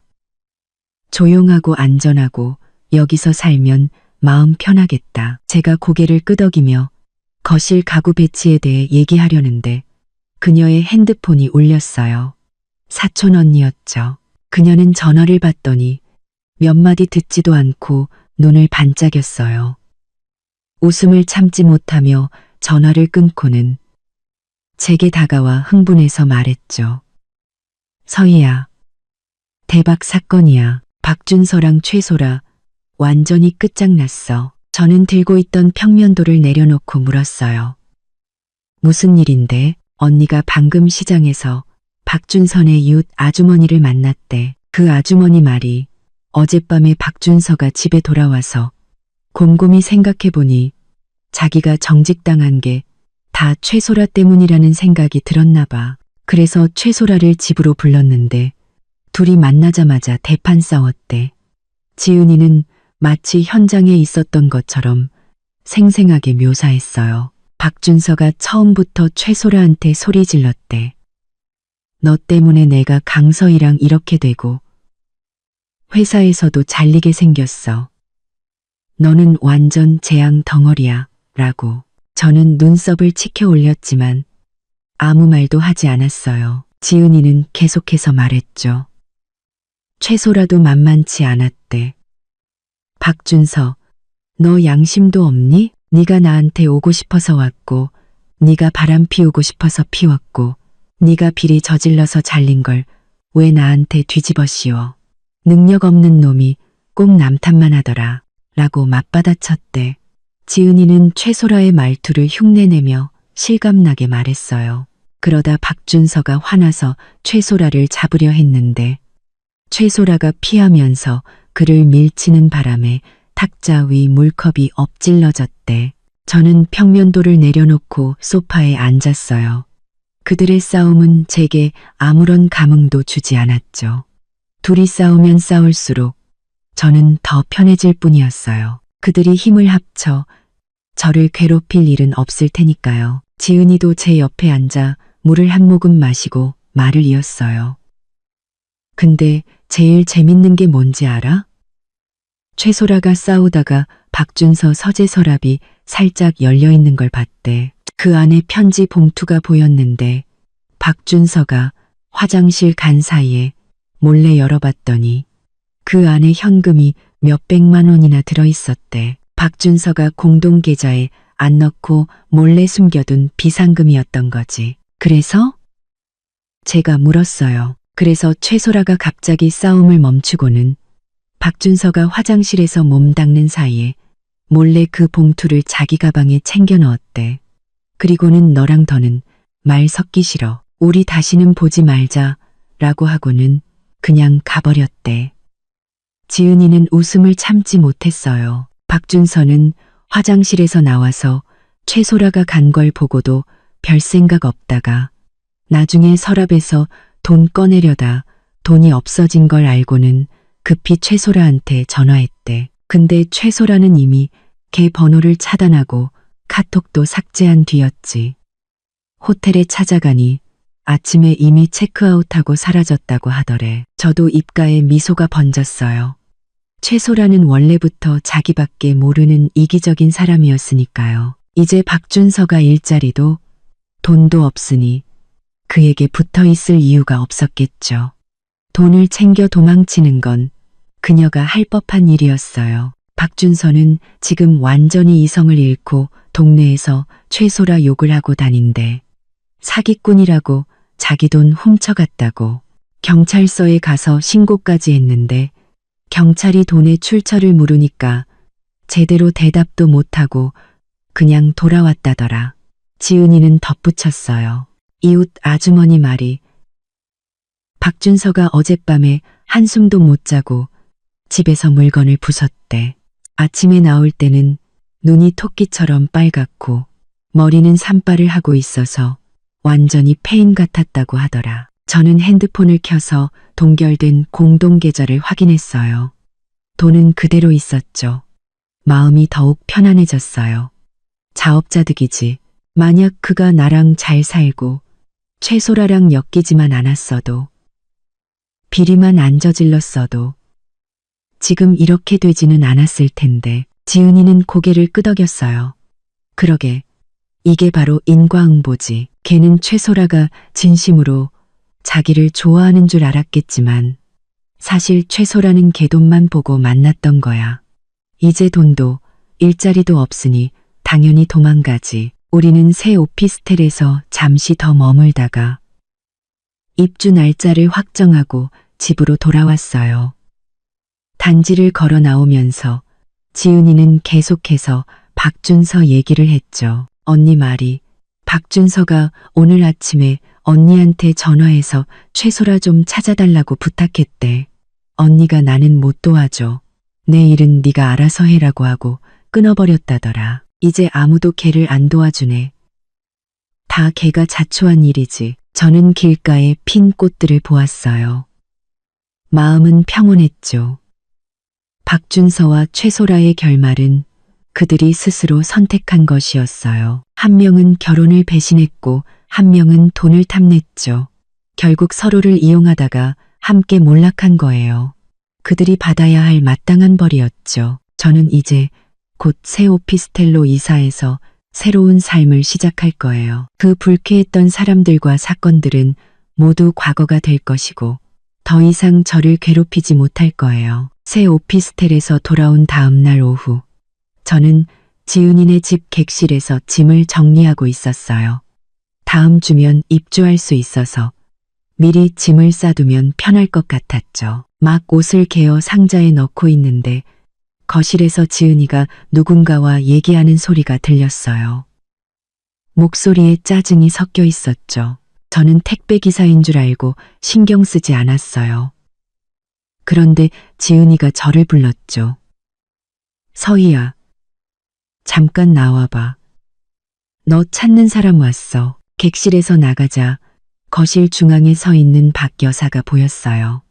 그녀의 손에는 우유와 과일, 그리고 제가 예전에 좋아했던 녹두과자가 담긴 봉투가 들려 있었죠. 그건 엄마가 예전에 자주 사주시던 거였는데 결혼 후에 박 여사에게 한번 얘기했더니 그런 싸구려를 뭐 하러 먹냐고 타박했던 기억이 났어요. 이제 와서 그걸 사들고 온 의도가 뻔했죠. 박준서는 오지 않았어요. 박 여사는 머리를 단정하게 빗고 작년에 제가 사들인 보라색 외투를 입고 있었죠. 하지만 안색은 좋지 않았고 눈가의 주름은 더 깊어 보였어요. 박 여사는 머리를 단정하게, 박 여사는 머리를 단정하게 빗고 저를 보자마자 그녀는 얼굴에 억지 미소를 지으며 부드럽게 말했어요. 서희야, 준서한테 네가 여기 있다고 들어서 와봤. 네가 좋아하는 것 좀 사왔는데 한번 먹어보렴. 아직 따뜻하다. 그녀는 봉투를 제게 내밀었어요. 저는 받지 않고 한 걸음 뒤로 물러나 문에 기댔어요. 어머님, 하실 말씀 있으시면 그냥 하세요. 이렇게 안 하셔도 돼요. 박 여사의 손이 허공에서 멈칫했어요. 그녀는 어색하게 웃으며 봉투를 탁자 위에 내려놓고 의자에 앉았죠. 서희야, 나도 알아. 전에는 준서가 잘못했고 내가 걔 편만 들어서 네가 속상했던 거. 근데 지금 준서가 너무 불쌍해서 그런다. 일자리도 잃고 최소라라는 애는 돈까지 훔쳐서 도망가고 매일 밤 잠도 못 자고 밥도 못 먹어서 애가 반쪽이 됐어. 우리 그래도 한때는 고부 사이였는데 이번 한 번만 용서해주고 집에 같이 돌아가면 안 되겠니? 저는 그녀를 쳐다봤어요. 아무런 감정도 들지 않았죠. 박준서가 최소라랑 밤새 외박했을 때 그녀는 저를 속 좁다고 타박했어요. 제가 계좌를 동결했을 때 그녀는 저를 유난 떤다고 비난했죠. 이제 박준서가 몰락하자 그제야 고부 사이의 정을 들먹이는 그녀가 우스웠어요. 어머님, 저는 그녀의 말을 잘랐어요. 저랑 박준서 씨는 이미 끝났어요. 이혼 절차는 변호사님이 진행 중이고요. 더는 설득하지 마세요. 박 여사는 다급해져서 제게 다가와 팔을 잡으려 했어요. 제가 피하자 그녀는 더욱 애원했죠. 서희야, 제발. 준서가 정말 잘못했다고 해. 앞으로는 절대 안 그런데. 네가 집에만 돌아오면 내가 옆에서 지켜볼게. 다시는 그 여자랑 연락 못하게 하고 집안 돈도 다 너한테 맡길게. 응, 돈이요? 저는 비웃었어요. 어머님, 지금 저더러 박준서 씨랑 집에 돌아가서 동결된 계좌 풀고 제 돈으로 그 사람 새 일자리 구해주고 빚 갚아주라는 말씀이세요? 박 여사의 얼굴이 새빨개졌어요. 그녀는 시선을 피하며 그래도 뻔뻔하게 말했죠. 서희야, 그 계좌에 있는 돈은 준서 돈도 절반 있잖니. 걔가 지금 돈이 급해서 그래. 일단 계좌 풀어서 걔 돈이라도 쓰게 해주고 나중에 새 일자리 구하면 바로 갚으라고 할게. 안 돼요. 저는 단호하게 거절했어요. 그 돈의 절반은 제 돈이고 나머지는 부부 공동 재산이에요. 박준서 씨는 혼인 중에 외도를 저질렀고 회사 비리까지 저질렀어요. 이혼할 때 법이 어떻게 판결할지는 법에 따르면 돼요. 지금 그 사람이 돈이 없는 건 자업자득이지 저랑은 상관없어요. 제가 그를 도와줄 의무는 없다고요. 박 여사의 얼굴이 완전히 굳어졌어요. 그녀는 원망스러운 목소리로 말했죠. 강서희, 너 어떻게 그렇게 독하니? 준서가 그래도 내 남편인데 걔가 망하는 걸 그냥 보고만 있겠다는 거야? 우리 집안이 망하면 너한테 좋은 게 뭐가 있는데 저한테 좋을 것도 나쁠 것도 없어요. 저는 그녀를 차갑게 쳐다봤어요. 박준서 씨가 최소라랑 바람 피울 때 어머님은 그가 독하다고 생각 안 하셨어요? 그가 우리 돈으로 최소라한테 선물 사줄 때 그가 너무하다고 생각고 안 하셨냐고요. 이제 와서 그가 몰락하니까 저보고 독하다고 하시는 거예요? 어머님, 정말로 아들이 걱정되시면 그가 스스로 반성하게 두세요. 그에게 상처받을 대로 받은 저한테 와서 이러지 마시고요. 지은이가 옆에서 거들었어요. 맞아요. 아주머니. 아주머니가 준서 씨 편만 드실 때 서희 마음은 생각 안 하셨잖아요. 이제 와서 준서 씨가 힘들어지니까 서희한테 도와달라고 하시는 건 너무 이기적인 거 아니에요? 박 여사는 우리말에 아무 대꾸도 못하고 그 자리에 서서 갑자기 울기 시작했어요. 강서희, 네가 준서랑 집에 안 돌아오고 안 도와주면 내가 매일 여기로 찾아올 거야. 네 회사에도 찾아가서 네가 얼마나 독한 여자인지 다 알려줄 거야. 저는 그녀의 협박에 조금도 흔들리지 않았어요. 현관문을 활짝 열고 말했죠. 마음대로 하세요. 이참에 모든 사람들이 박준서 씨가 어떻게 바람 피우고 비리를 저지르고 최소라한테 돈까지 뜯겼는지 알게 되면 좋겠네요. 아, 그리고 어머님이 회사에 찾아오시면 저도 어머님이 어떻게 아들 편만 들었는지 그리고 박준서 씨의 외도 증거들을 전부 어머님 아파트 주민 단톡방에 올려드릴게요. 우리 한번 누가 더 망신당하는지 해볼까요? 박 여사의 울음소리가 뚝 그쳤어요.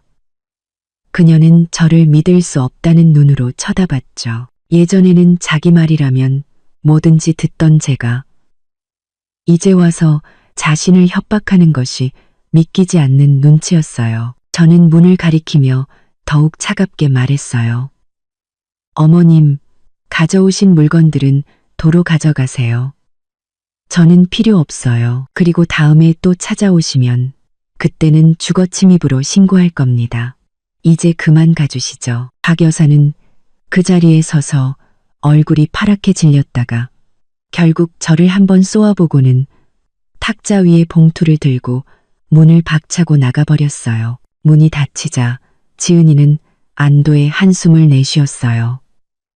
휴, 드디어 갔네. 너 아까 진짜 멋있었다. 예전 같았으면 또 마음 약해졌을 텐데. 저는 문에 기댄 채 차분하게 말했어요. 나는 더 이상 예전의 내가 아니야. 누가 나를 괴롭히고 박준서의 잘못을 나한테 떠넘기려는 건 이제 절대 용납 못해. 변호사에게서 전화가 온 건 제가 새 오피스텔 베란다에서 빨래를 널고 있을 때였어요. 지난주에 입주해서 지은이와 이틀 동안 청소하고 오늘 드디어 모든 짐을 옮겨왔죠.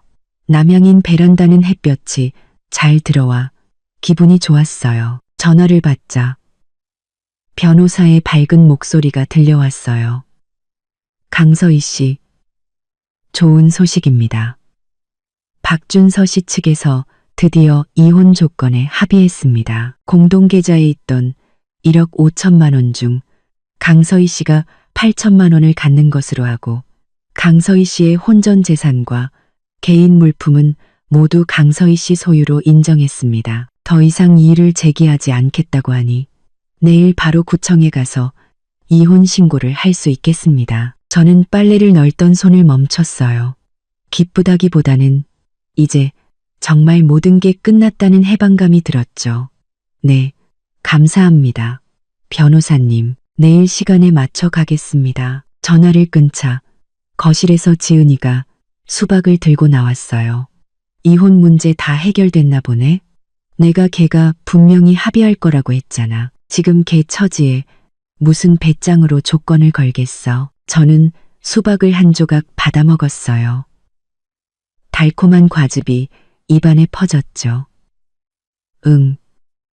내일 구청 가서 신고하면 이제 정말 끝이야. 다음 날 아침 저는 일부러 밝은색 원피스를 입고 옅은 화장을 했어요. 박준서에게 잘 보이기 위해서가 아니라 제 새로운 시작을 축하하기 위해서였죠. 구청 앞에 도착하니 변호사님이 이미 와 있었어요. 박준서는 조금 떨어진 나무 그늘 아래 서 있었죠. 그는 색이 바랜 티셔츠에 헝클어진 머리를 하고 있었고 눈 밑에는 짙은 다크서클이 내려와 있었어요. 제가 처음 만났을 때 정장을 입고 자신감 넘치던 모습과는 완전히 다른 사람이었죠. 그는 저를 보자마자 다가와 애원하는 눈빛으로 말했어요. 서희야, 우리 정말 다시 얘기해 볼 수는 없는 거야? 내가 예전에 잘못한 거 알아. 나 이제 소라랑도 완전히 끝냈고 일자리도 다시 알아보고 있어. 제발 나한테 기회 한 번만 더 주면 안 될까? 저는 한 걸음 뒤로 물러나 그와 거리를 두었어요. 박준서, 그럴 필요 없어. 네가 최소라랑 밤을 새운 그날부터 우리 사이에는 더 이상 할 얘기가 없었어. 그냥 조용히 서류에 도장 찍고 끝내자. 그게 너한테도 나한테도 좋은 일이야. 변호사님이 옆에서 이혼 합의서를 내밀었어요. 박준서 씨, 저희가 이미 합의한 내용입니다. 이해 없으시면 서명해 주십시오. 박준서는 합의서를 보며 한참을 망설이다가 결국 떨리는 손으로 펜을 들어 자신의 이름을 적었어요. 저는 합의서를 받아들고 내용도 확인하지 않은 채 바로 제 이름을 서명했죠. 이혼 신고를 마치고 새로운 신분증을 발급받았을 때 저는 그 안에 있는 제 사진을 보며 마음이 편안해지는 것을 느꼈어요. 이것은 끝이 아니라 제 새로운 삶의 시작이었죠. 박준서는 옆에 서서 이제는 남이 된 제 뒷모습을 멍하니 바라보고 있었어요. 눈가가 조금 붉어져 있었지만 그는 아무 말도 하지 않고 천천히 돌아서 힘없이 걸어갔죠.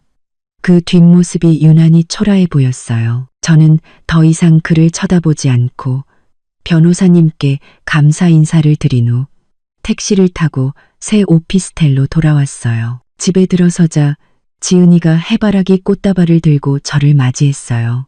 축하해. 드디어 그 쓰레기한테서 완전히 해방됐네. 이 꽃은 내가 너를 위해 특별히 준비했어. 새로운 시작을 의미하는 거야. 저는 해바라기를 받아 거실 화병에 꽂았어요. 창문으로 들어온 햇살이 꽃잎에 부서지는 것을 보며 마음이 따뜻해졌죠. 그 후 저는 다시 회사에 복귀했어요.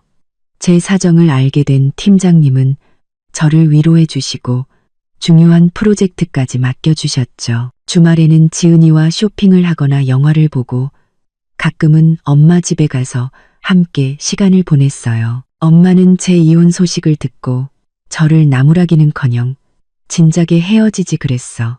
내 딸은 더 좋은 사람 만날 자격이 있어라며 저를 안아주셨죠. 한 달쯤 지났을까 사촌 언니를 통해 박준서의 소식을 듣게 됐어요. 그는 몇 달 동안 일자리를 구하지 못하고 있다고 해요. 예전에 저지른 비리 때문에 업계에 소문이 다 나서 아무도 그를 받아주지 않았죠. 돈도 인맥도 다 끊겨서 예전에 형 동생 하던 사람들도 이제는 그를 피하고 있었어요. 친구들에게 빌린 몇백만 원의 빚도 갚지 못해 매일 빚독촉에 시달리고 있다고 했어요. 결국 그는 공사장에서 막노동을 하며 겨우 생계를 유지하고 있었죠. 언니 말로는 박 여사도 이제는 그를 포기했다고 해요. 처음에는 밥이라도 챙겨줬지만 그가 계속해서 일어서지 못하고 빚만 늘어가자 너 같은 아들 둔 적 없다고 소리치고는 발길을 끊었다고 했죠. 최소라는 말할 것도 없었어요. 돈을 갖고 사라진 후 다시는 그와 연락하지 않았죠. 다른 도시로 갔다는 소문도 또 다른 남자를 만났다는 소문도 있었지만 이제는 박준서와 아무런 상관이 없는 사람이었어요. 한 번은 퇴근길에 예전에 살던 아파트 근처를 지나가는데 박준서를 보게 됐어요. 그는 작업복을 입고 낡은 자전거를 타고 있었죠. 자전거 바구니에는 빵 몇 개가 들어 있었는데 아마 그게 저녁 식사인 듯 했어요. 그는 고개를 숙이고 있었고 머리는 덥수룩했으며 얼굴은 몹시 초췌해 보였죠. 길가의 노숙자와 다를 바 없어 보였어요. 저는 그에게 아는 척하지 않고 그대로 차를 몰아 지나쳤어요. 그의 현재 모습은 모두 그가 자초한 것이었죠. 저와는 아무런 상관이 없었고 저는 더 이상 그를 동정하지 않았어요. 지금의 저는 매일 출근하고 퇴근하고 주말에는 친구들을 만나고 가끔은 여행을 떠나요. 하루하루가 충실하고 행복했죠. 저는 드디어 깨달았어요. 여자는 꼭 남자에게 의지해야만 행복해지는 것이 아니라는 것을요.